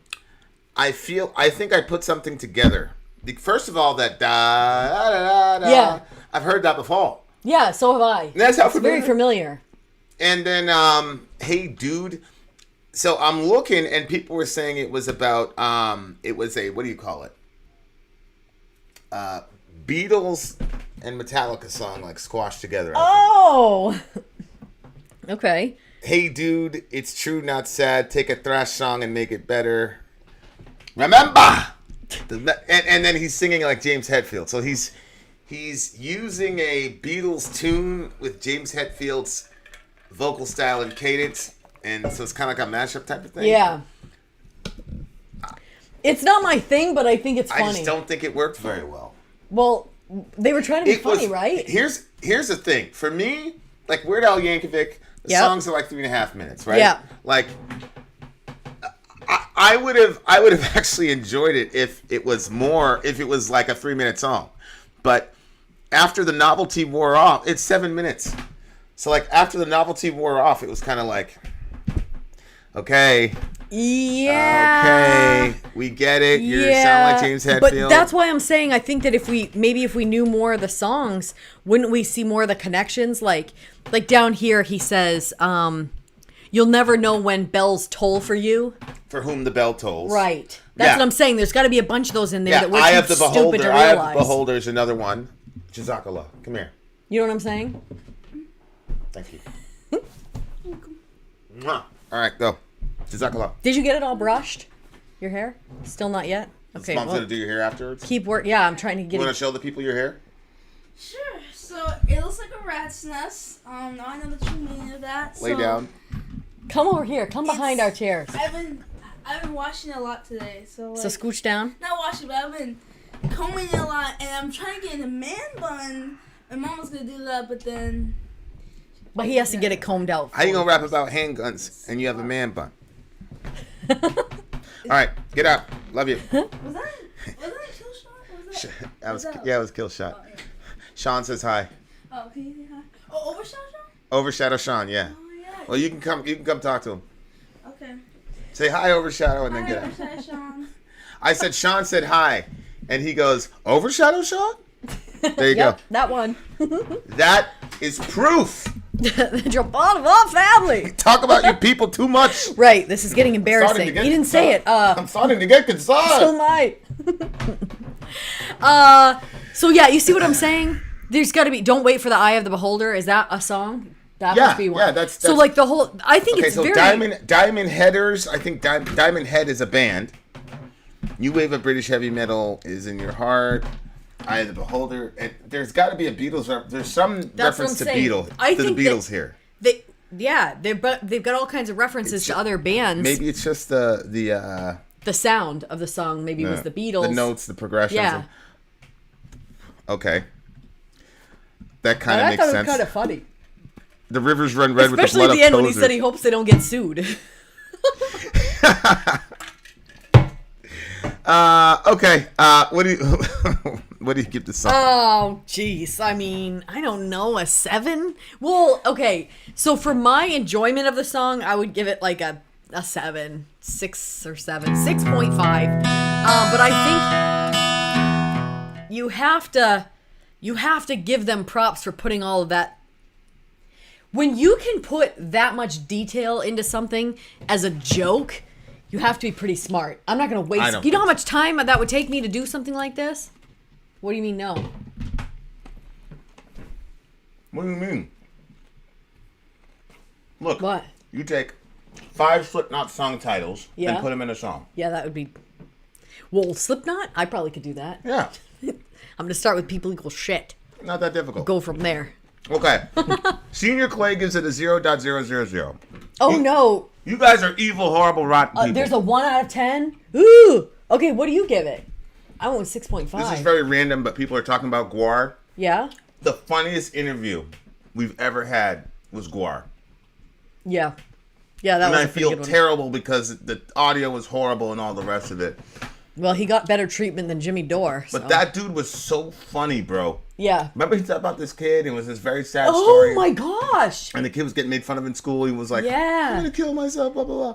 So Guar wrote him and said, yeah, we're going to see you at the show, blah, blah, blah. We'll take care of you, yada, yada, yada. And then he said something like they're on the bus going to another state. They completely forgot about the kid. And then he was like, I don't know if he's dead or alive or... But it was like so... It was so bad because it's Guar. So bad. He was hilarious, that guy. All right, this song is going to get... the first time in Vincenzory history for me, this song is going to get a 0.5. I'm messing with you. At 6.5. Same as me.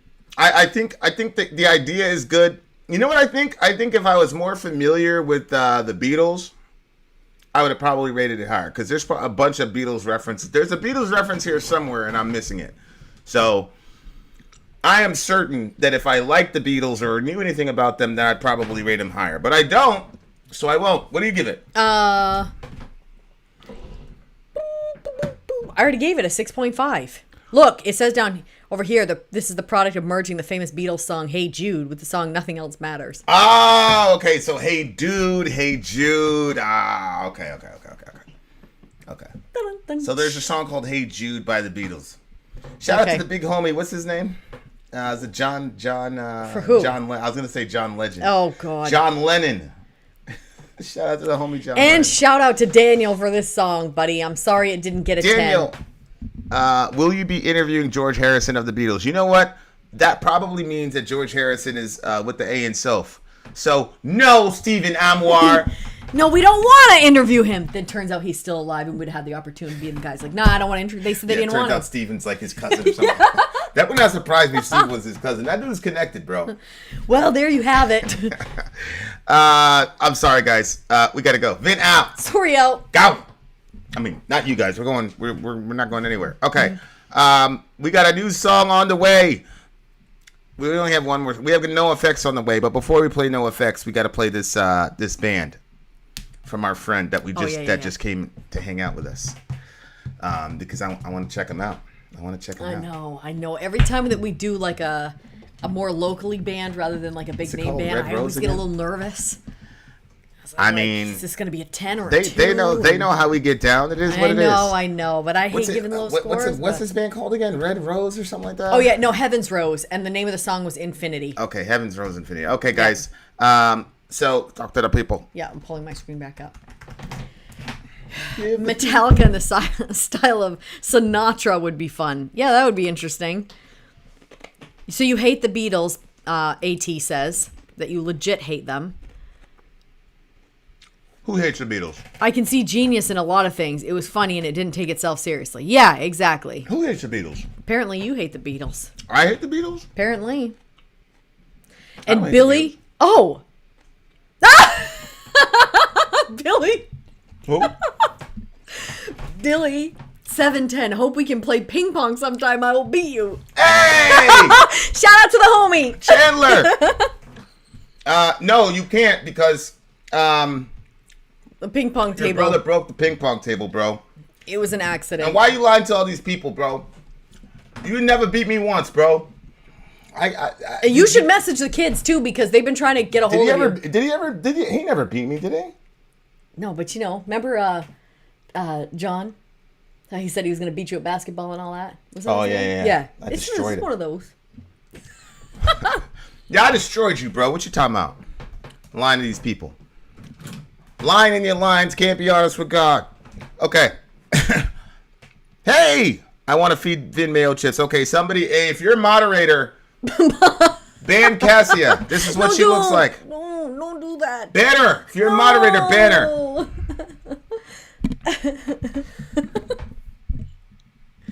I checked Madden 22. It's not a crossover game. No. Chandler. Yeah, he goes, I know I never did. And you never will, Chandler. Listen, bro. You don't know that, babe. You're getting older, but he's a lot younger than you. Listen, Chandler, if your life depended on it, right? Like if some terrorist said, hey, if Chandler doesn't beat you in this ping pong game, you know, he's going to be gone. Chandler, I promise you, bro, I would reach out to your dad and tell him what a great guy you were. Oh, my God. You know what, though? Some event happened after you were no longer in the neighborhood. And when that event happened, all the kids kept saying, if only Chandler would have been here, this would have turned out differently. Oh, yeah. Yeah, Dorian got mixed up with that dude, and the guy pulled the stick on him. Dorian took care of his business, though. But, you know, one of your other friends... They were standing there with their arms at their sides. ...was doing his best impression of a coward and didn't do anything. But we know that if you were there, you would have been on your shit, Mike. Yeah, you wouldn't have let such things happen while just being an onlooker. This is us being the worst possible adults ever. Right. We wish you were there at this fight. Yeah, but it's between kids. I mean, what are we going to look like going in there? Don't test us. We might. I went over there. All those guys were bigger than me. I know. If you're not from over there, don't go over there. All right, guys. We got another one. Shout out to the big homie Chandler. Okay, so we're going into that next... That's my guy. I really like Infinity? He was my favorite one. I know, me too. That was my guy. The kids would always say, who's your favorite? I was like, you guys ask. And then they always do. He's the only one that if I was their age, that would be my guy. Like, I don't dislike any of them, but he's... You know what I'm saying? Because he got some of that... Cool kid, yep. He got some of that gangster in. Yep. Okay. Commercial break. We're coming right back. From a band I guarantee you've never heard before. Stay tuned. Stay tuned. It's either 5.5 Stay tuned. or 6.5. Stay tuned. Why can't I... What the hell? Where's my scenes window at? Oh, I don't know what you're doing. Commercial time. I'm Vin. I'm sorry. If you would like to get your song reviewed, dear listener, there's the Filthy Capitalist option. As Sorry says, 125 gets you straight to the head of the line. You don't have to be a part of the alliance. You don't have to be part of the group. Wait a minute. And the biggest thing is you don't have to wait. You hop, skip, and jump right in front of everybody. 125 gets you there. You do that 3 times, and you get mashed down to the $75 rate for perpetuity. Yes! Also, there is a band review option. So if you've got a band and you're trying to get your band some exposure, hit me up at sorry@gmail.com, and I'll show you the details about how to pull that off. You can also jump on Patreon, and there is a option on the tiers to be able to get your band reviewed. Obviously, we can't lie to you, so we can't guarantee a positive review. Get what you get. It's just rubbish. Rubbish. Rubbish. That's British for garbage. My favorite is the community option. $1 at the gate gets you in at Patreon. You get to join an alliance. The alliance joins their points together, and that helps determine what songs that we do. The alliances hang out on Discord. Message me on Patreon to get the link. And they do all kinds of other cool things. They do Minecraft, Dungeons and Dragons. Yeah. It's really a community within the community. Anybody can go in the village, facebook.com/VinandSorry. There's 160,000+ people on the channel. What's cool about the Discord is that it offers a real opportunity for community connection, friendship, that type of thing. And it's on Discord, so if you're not a Facebook person, it's for you. You start off at $1. Right. Plus you get exclusives. Sorry and I are working on a song. So the first 15 seconds of that was on Patreon. Also, at $15 tier and above, when we actually debut the video, they're going to be there live with us. There you are, dear listener. Buy our merch. Buy our merch, indeed. A child should lead them. We are about to do a song. The name of the song is... Whoops. Okay. The name of the band is called Heaven's Rose, and the name of the song is called Infinity.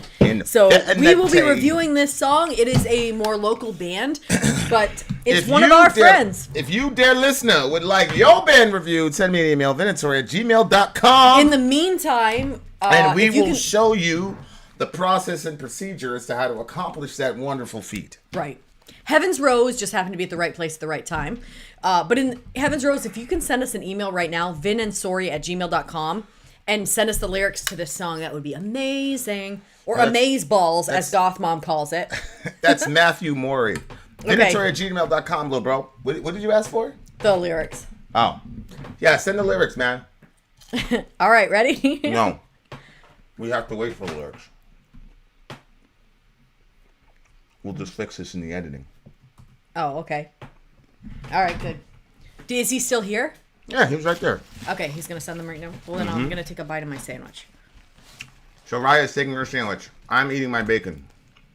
I don't think I could ever be a vegetarian, bro.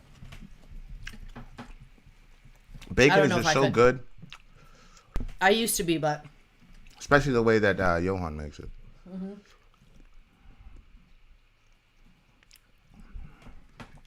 Your password was changed 27 hours ago.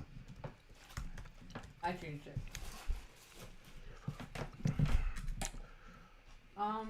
Really? You did? Look. Is that it? Oh, there's an... Okay. Yeah, problem solved. All right, guys. Heaven's Rose is the band. We're just waiting for the lyrics. The lyrics. We're homeschooling my daughter, too. Nice, bro. That's the way to do it, fam. Bombs away on the homeschool. Keep it up. I remember people would be like, what? You homeschool your kids? Hey, babe, brainwashing can you just them? type his name real quick there? Whose name? Matthew. Just Matthew Moore. I think it's Mohri. I think it is. No, I don't want your boost market inventory, blah, blah, blah. I am Thomas. I'm on corporation advertising integration. I don't see your email, big homie. Where you at?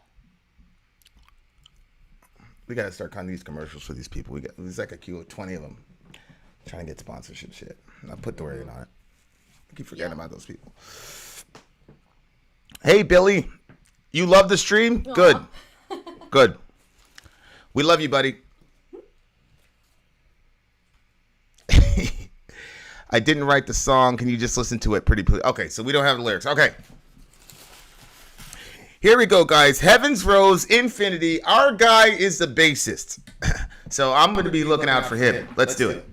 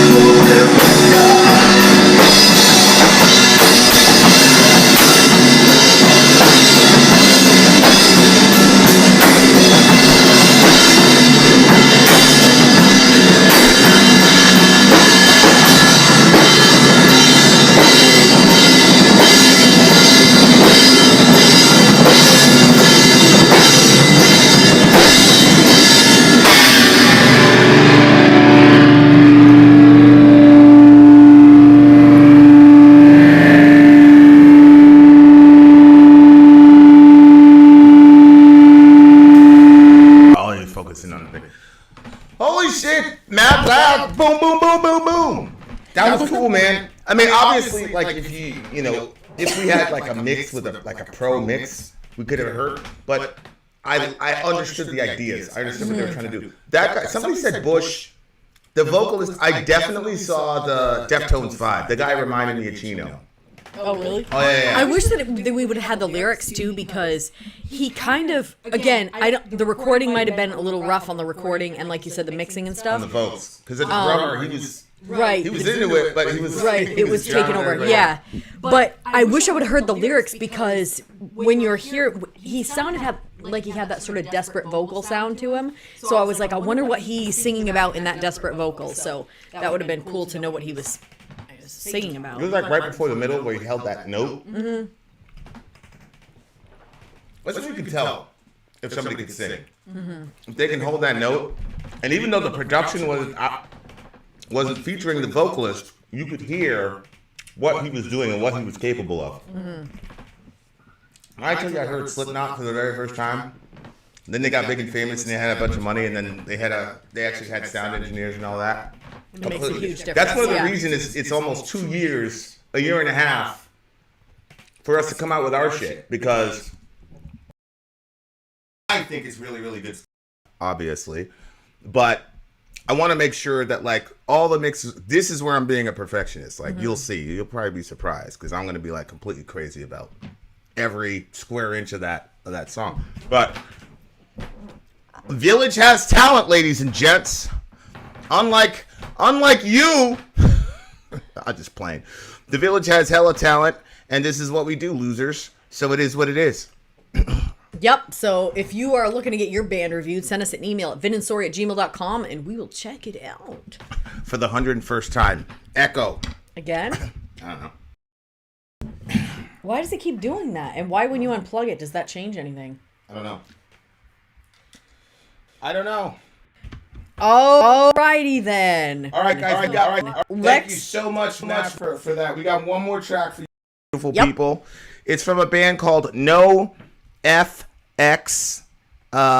And I pretty much agree 100%, River, with what you were saying. For show. And my favorite part of the video was when you jumped onto that thing, bro. Because our video is not going to be live video, but there's going to be a lot of, action shots of the instrumentation and all that. You know what I'm saying? But I've got a concept for our song that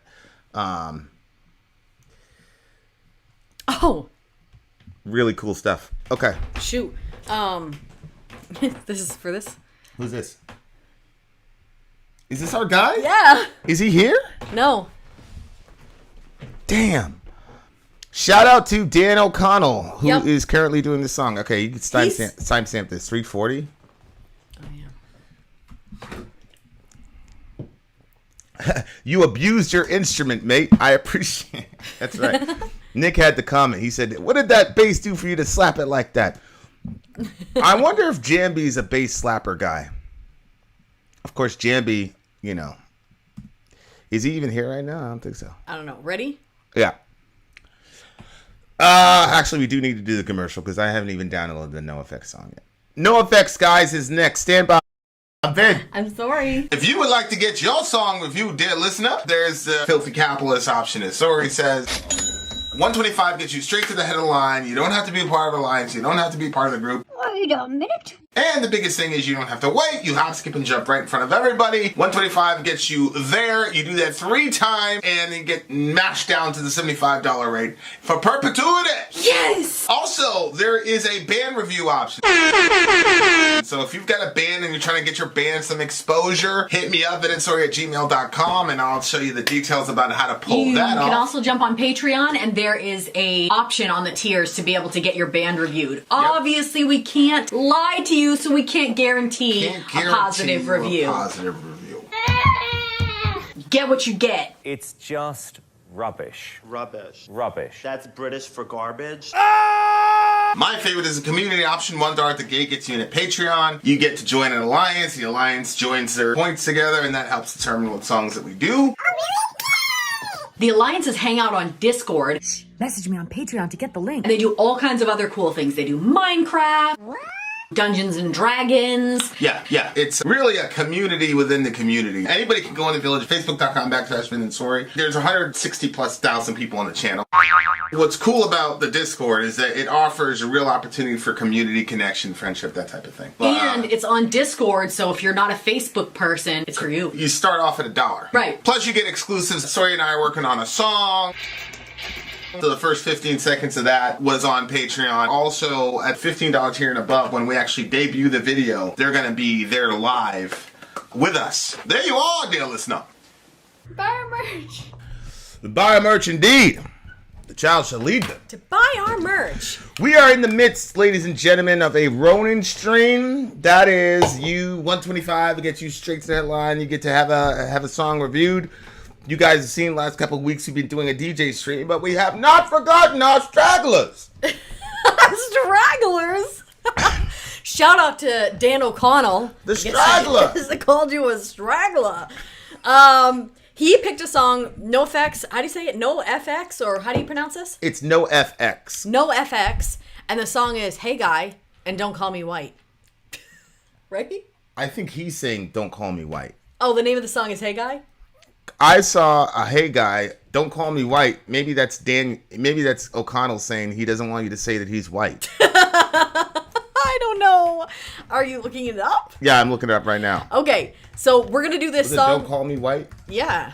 Just do Happy Guy. Well, Happy Guy is only two. Okay. I see what's happening. Oh, yes. We had a conversation about this. Okay. We did, yes. So is it one of these one bleeds into the other situations? I don't remember. Are they the same song? Babe, this conversation was back when the conversation was. So you know what's happening? I know that we already talked about that we were going to do the Is that link in Trello? Let me see that link. Did he make a video himself? Holy shit. Okay, well, Click no, it's two separate ones. Okay, so it's two NOFX songs. Okay. Yeah. All right. So Happy Guy is the first one, and then Don't Call Me White is the second song. Okay? Don't Call Me Happy is first. No. Yeah, Happy Guy is first. This is because he paid for one song, and also he was doing all that work for us, and we promised him a song, and it's been like 6 years. It has not been 6 years. I'm just kidding. I'm kidding.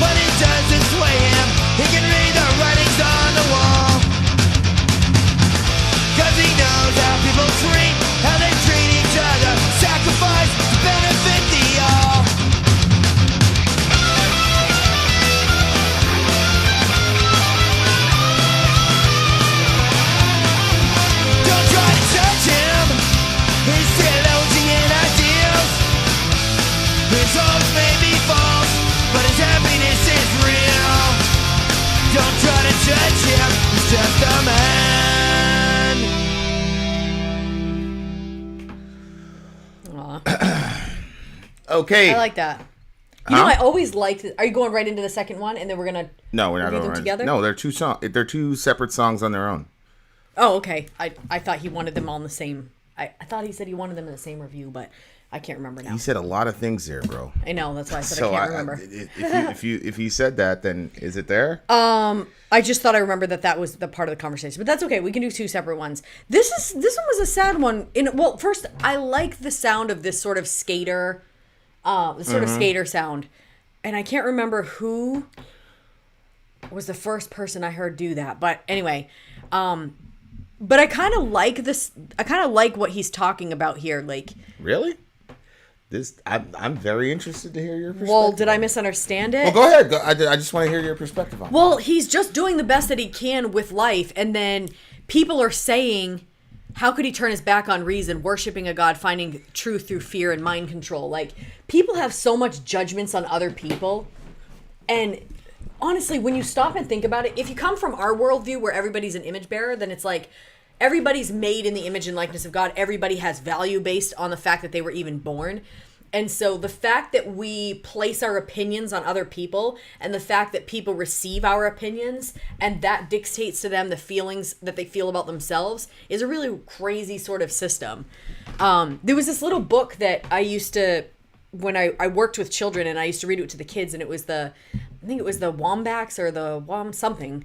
And it was a book, I can't remember which author it was.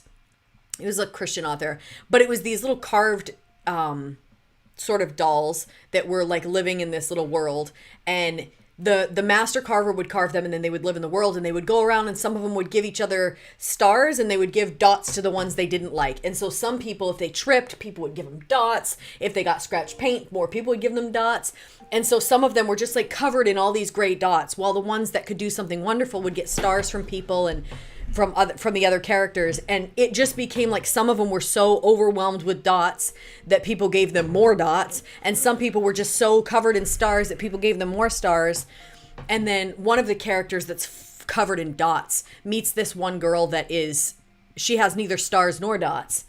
And he's like, well, what's going on? And then she basically says, well, I just go spend time with the master carver, the one that made me, and the stickers don't stick to me because his opinion is what matters the most, because he's the one that made me, and He made me, and he thinks I'm great like this. And so the idea that the world is full of so much judgment and criticism when we're all flawed, I mean, we're all like, I can't remember. It's a really sick way of wording it, but like I read it somewhere, or maybe it was in one of the crazy songs we listened to on this channel, but it basically said like, we're just like a bag of water and shit. You know what I mean? Like, we're just but at the same time, we have this value that's crazy. Like, we can be taken out by a tiny little virus, but at the same time, we have this unbelievable value. But people are always trying to dictate to you and to tell you what your value is, and you're trying to tell other people what their value is. Or this guy, he's just a man getting through life the best that he can. He's not he's not like some super smart person, but he's like looking into this religion. It's helping him. And then it said, like, I like the part where it said, like, he reads the Bible and the best that he understands, like, he tries to tell other people about it. And what, am I missing something that you're seeing? Was this, like, completely the opposite? I'll start talking about it. And then, his hopes may be false, but his happiness is real. Don't try to judge him. He's just a man. So I just liked the idea of, like, just kind of, like, leave the guy alone. Like, he's found something, and he might not be the best at explaining it or the best at understanding it, but it is helping him. And so I liked it. And how religious people judge, because it says, like, he turned his back on free will. Honey, that's not the religious people who are judging him. It's the atheists who are judging him. Yeah, the atheists are judging him up here at the top. They're judging him through the whole song. Okay. What does it matter? It's only one direction here. What do you mean one direction? No, I'm just, I'm adding in that we all judge each other. Yeah, but I think this points out something very important that almost never gets talked about, which is to say, the very things that many, not all, and I'm specifically talking about modern atheists. I'm not talking about Nietzsche and Bertrand Russell. But many of the complaints about religion and religious people that many modern atheists make they don't seem to see the same things in their community, in their own community. They're extremely judgmental. They mock people yeah. who disagree with them. They say everybody who's that's a theist true. is an idiot, blah, blah, blah, blah, blah. And they never Yeah. get called on their hypocritical bullshit. Yeah, that is true. I've seen you have a lot of discussions, and I've seen people be like ruthless with you. And I, like, could say, well, it's because you know your stuff, and they felt uncomfortable about it. But there's been times where I went on that channel for a little bit and talked, and that girl was like pretty. I thought she was kind of like mean the way that she was in the discussion. Well, like, look, that forum was a specific group of atheists in my mind that were really, really hurt by Christian people or whatever, and we have no problem. But that doesn't give you a reason to be a dick to people. We've got no issues calling out our camp when that happens, right? Like we've been really, really good at it, but I don't see that on the other side with these people. Like there are very few times like is there that kind of like internal accountability. I remember when we first opened the channel, we had atheists who were saying, oh, if we got rid of religion, we'd have no war. I said, what the fuck are you talking about? Have you looked at the Soviet Union? What do you mean? Right. And then they'd say, oh, that's communism. It has nothing to do with atheism. And then I quote Yerlovsky, who says, the reason that our brand of communism survived is because of our militant state atheism. Yeah. Yeah. And they were going back and forth, and they were like, well, that guy doesn't know what he's talking about. I'm like, that's Yerlovsky. What the fuck do you mean? And they're like, well, who's Yerlovsky? I'm like, you don't even know who he is, and you're sitting there telling me that. You see what I'm saying? Oh, no, I hear you. Yeah. So, for me, it's kind of like, and then obviously, like, the lyrics were a little condescending to me, because people have certain assumptions about life and the universe and all the rest of it. But let's get into it. He's just a man getting through life the best he can. He's not a scientist. He programs a computer. The vast majority of atheists aren't scientists either. Yeah. So what I'm saying is, like, how many times have people said stuff on this channel and we've been like, what are you talking about? That's not true. Yeah. And then we show that it's not true. So, like, yes, that goes to the stereotype of, like, the ignorant religious guy, as if the atheists are all intelligent and they're all scientists and they all know what they're talking about. You see what I'm saying? Yeah. So, to me, I'm like, that's not been my experience, bro. I'm just being honest with you. You see what I'm saying? Before that, he sold cars to pay student loan. Now he sees pity from his family, his friends say. How could he turn his back on reason, worshiping a God, fighting truth through fear and mind control?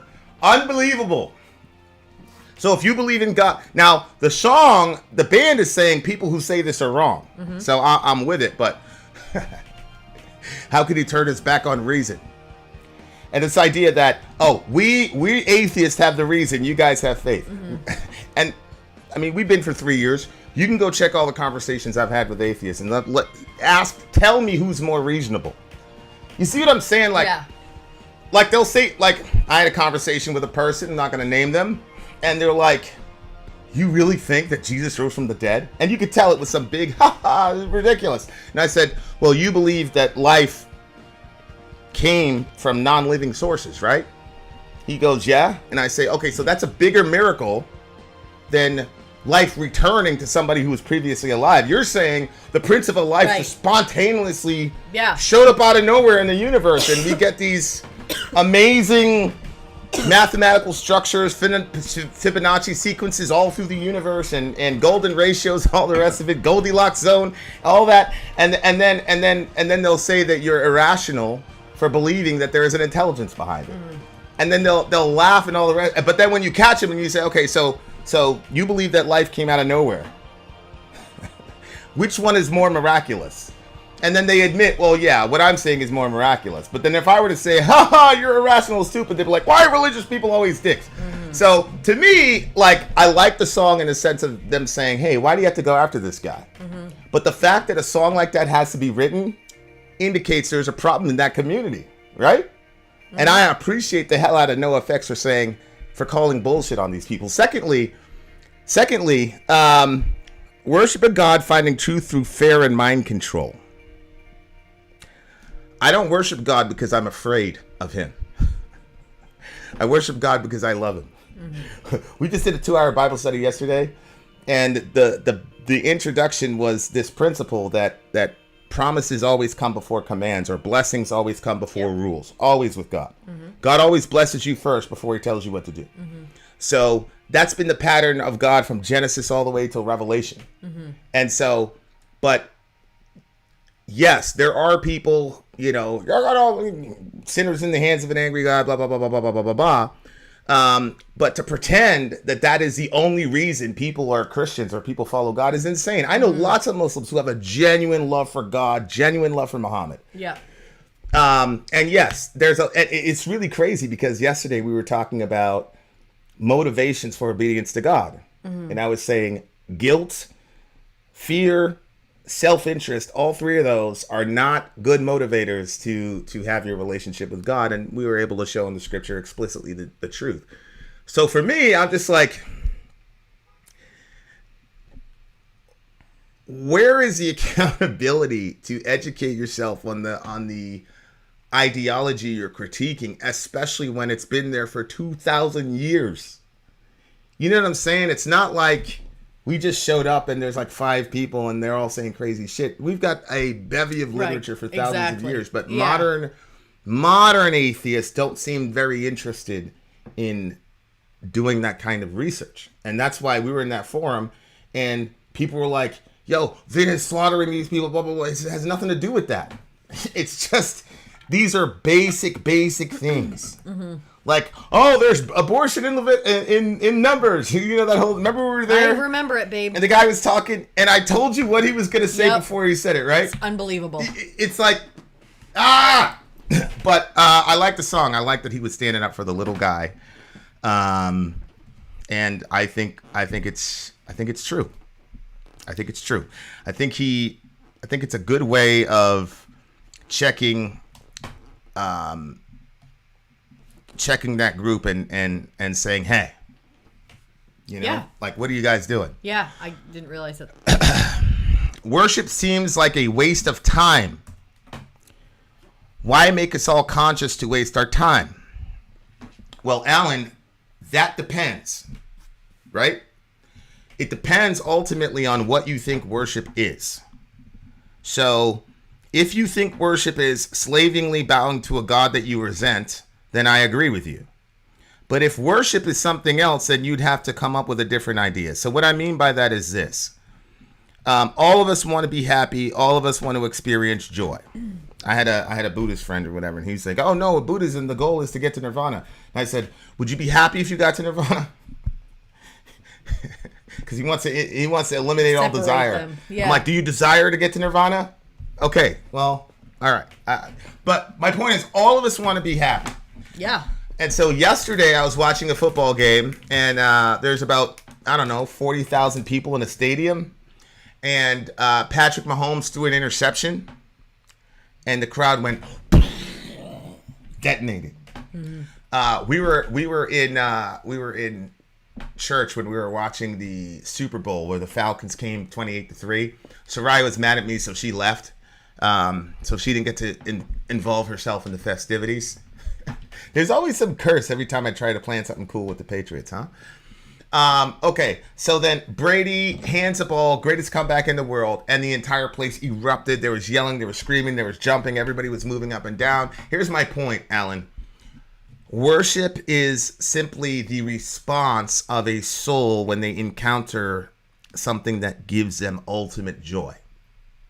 So when God says, worship him, all you heavens, what God is saying is, encounter God, experience the joy of what it means to encounter God. And if you do that, worship is a necessary result of that. In the same way that it's almost impossible when you see a comeback like that's amazing and glorious, and the guy hits the shot, it's almost instinctual, like your heartbeat, like you can't control it. Immediately your hands go up and yeah. Or you hear that solo from Kirk Hammett, Fade to Black. Uh-huh. You're going to praise Kirk Hammett because he gave you you experienced his glory. You experienced his glory as a guitarist. You enjoyed it. You internalized it. So when you express that outward, that what comes out of your mouth is praise. That's you're praising how good he is. And then what you do is, what do you do after that? What do you do when you discover a band nobody's heard of before and it's the greatest band in the world? What do? Share it. You tell everybody. You proselytize. Isn't that true? Absolutely. But are you proselytizing because you think that if you tell enough people about Kirk Hammett that you'll get like a lifetime Metallica ticket? No. You're doing it because you have no other choice, because you enjoy that music. Right. I don't have any other choice to talk about Jesus or not. He's saved my life. He's been with me my entire life. He's given me I've been at heights of ecstasy that I don't talk about because I don't have verbiage to describe it. But that's why I worship. That is what worship is. It's just the spontaneous result of what happens when you enjoy something. Whether it's food, music, sex, women, men, chocolate, God, babies, whatever it is, you're going to respond in praise if you enjoy something. So worship is far from a waste of time. Worship is actually the climax of a human experience. Worship is the climax of the human experience because you're interfacing with eternity and ultimate reality. And you get a glimpse of eternity and ultimate reality. Why do you think all these people, they take a DMT hit and then they come back and they're like, yo, everybody has to take DMT now. You know, like Joe Rogan is like a DMT evangelist. Why? Because he had experience with DMT that to him is powerful and life-changing, and he wants to share it with us. And if you say, oh, no, man, I think weed can do exactly what DMT can do, he's going to say you're wrong. No, it can't. DMT is something completely different from your weed. You're wrong. Now, if somebody were to say, oh, man, that really hurts my feelings. I mean, I think, to me, weed is just like DMT. He's going to say, you're wrong. There's an actual chemical profile for what DMT is. You're wrong. Now, you can call him a jerk if you can call him whatever you want. But, so that's what I'm saying. So worship, far from being a waste of time, worship is the pinnacle of human experience. Yeah. And I... For sure. I'll tell you what, I will say this, and I've never said this publicly, but you know, I came from one of our worship sessions one time over there, like when stuff was like intense and crazy and everybody was just in another dimension. I remember driving home and being like, getting choked up like, yo, there's so many people that have never had this experience for once. Yeah. And I'm just like, damn, bro. Like, wow. It's something like completely indescribable. And but I completely understand why people would say that about worship, because it's very rarely described that way. You know, everybody communicates in language of duty and things like that, and blah blah blah, and that version of Christianity, inshallah, needs to die and die quickly. But yeah, that's where I'm at with it. What do you got? What do you mean? What do I give it? I already explained what I thought of it. So, you go first again.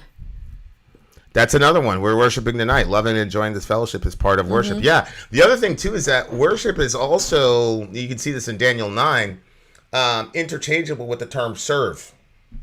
So, that's interesting. You shall worship the Lord your God, and him only shall you serve. My friend just OD'd. I caught him back, called 911. Narcan, 2 Narcan injections. Pray for Joe, please. Holy smokes. Lord, we bring Joe before you right now. God, I pray that you would be with the people that are trying to administer him and give them wisdom, God. I pray that you would give Joe another chance, and the people around him another chance. God, I thank you so much for Dope Sick for letting us know. I pray that you would be with him as well, and that you would give strength and comfort and courage to families. And God, if you do return Joe to us, please send people in his life that can help him deal with the issues that are literally killing him. We love you, and we thank you, and we trust you. In Jesus' name, amen. Amen. Keep me updated on that, bro. Keep me updated on that. I want to know how that's gonna turns out. Mark, I thought the same thing. Thank God for Narcan. I was talking to a friend and she said like that she can get me one for my purse, and I'm like, yeah, because I would hate to not have something like that in my purse and somebody's in a situation. So, wow. Thank God for Narcan for sure. Okay, so I would give the song 8.8. Yeah, 8.8. I give it a 9.6. I really appreciated the internal call out. Oh. What? This is Joe. I'm good. Thank you for the prayer. Oh, okay, good. Whew. That's good to hear. Wait, so he was talking about himself? No, I think that he came on. Joe. Okay. So Joe is doing better. And so, because at first he was saying, hey, pray for me. Oh, and pray for my Joe. friend. And then he passed the phone so Joe could. Got you. Yeah, Matthew was right. Heroin Please be sucks. careful. Also, fuck heroin. Yeah. Took too many people from us, man. Yeah. Too many people. Sending love to the homie for sure.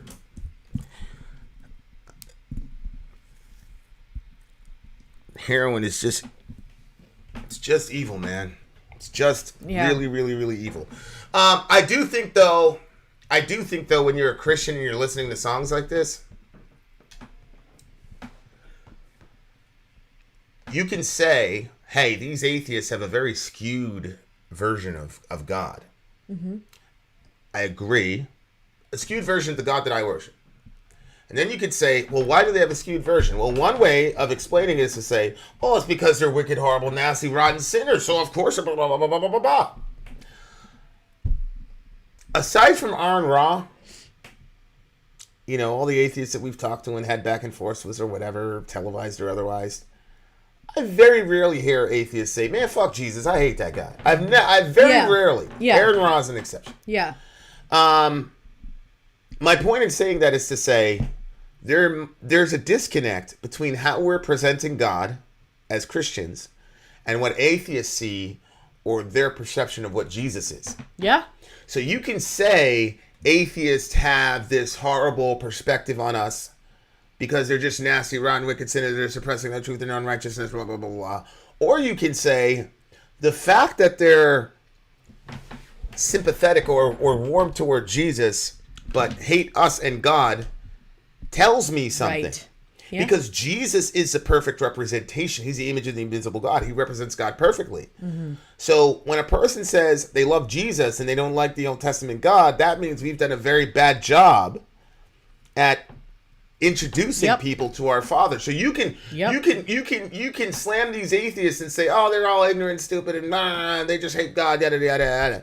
And it would be unwise to not ask the question, am I providing, you know, Romans 2, God's name is blasphemed among the Gentiles because of you. Mm-hmm.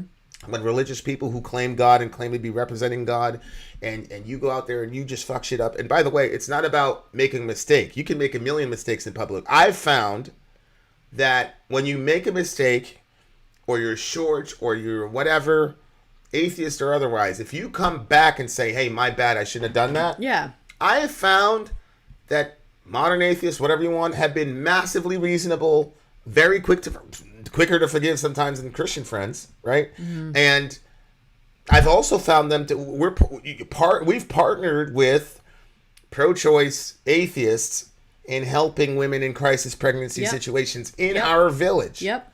So I've seen this is the biggest change for me in this since I've started this channel. Biggest thing for me. Well, two is one, I had no idea about the LGBT community as far as like the shit that they go through on a regular. And, you know, Tina and things like that were patient with us that would, you know, I mean, it's taken 3 years. Yeah. You know, it's taken me a long time to really like come around and develop theology around that about how to be compassionate and consistent and all the rest of it.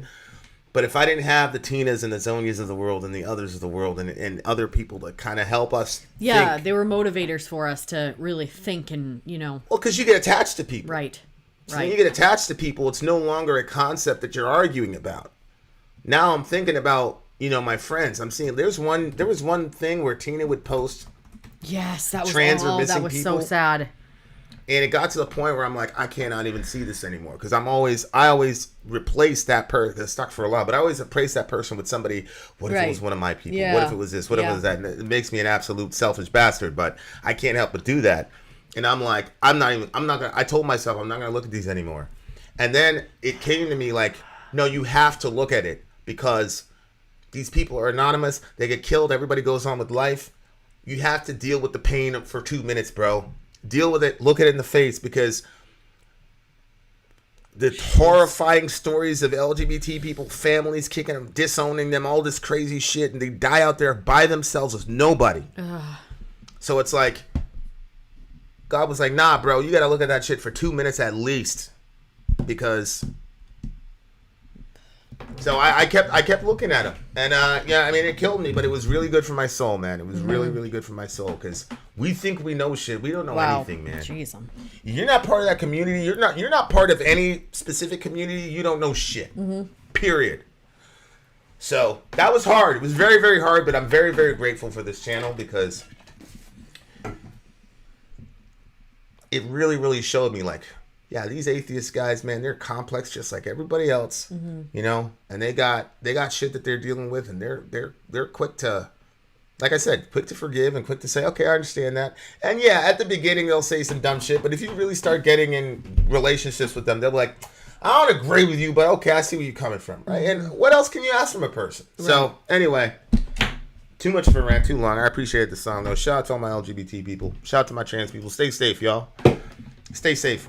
I almost feel like we should like have a, I don't know, maybe when the website goes up, we'll have like mace. I'm dead ass serious. Like, you're trans, reach out to us. We'll get you a thing of mace, something. I'm dead ass serious too. Maybe we can hook up with some folks, and they can give us some strategies on what we can do practically to protect our friends, because it's a real.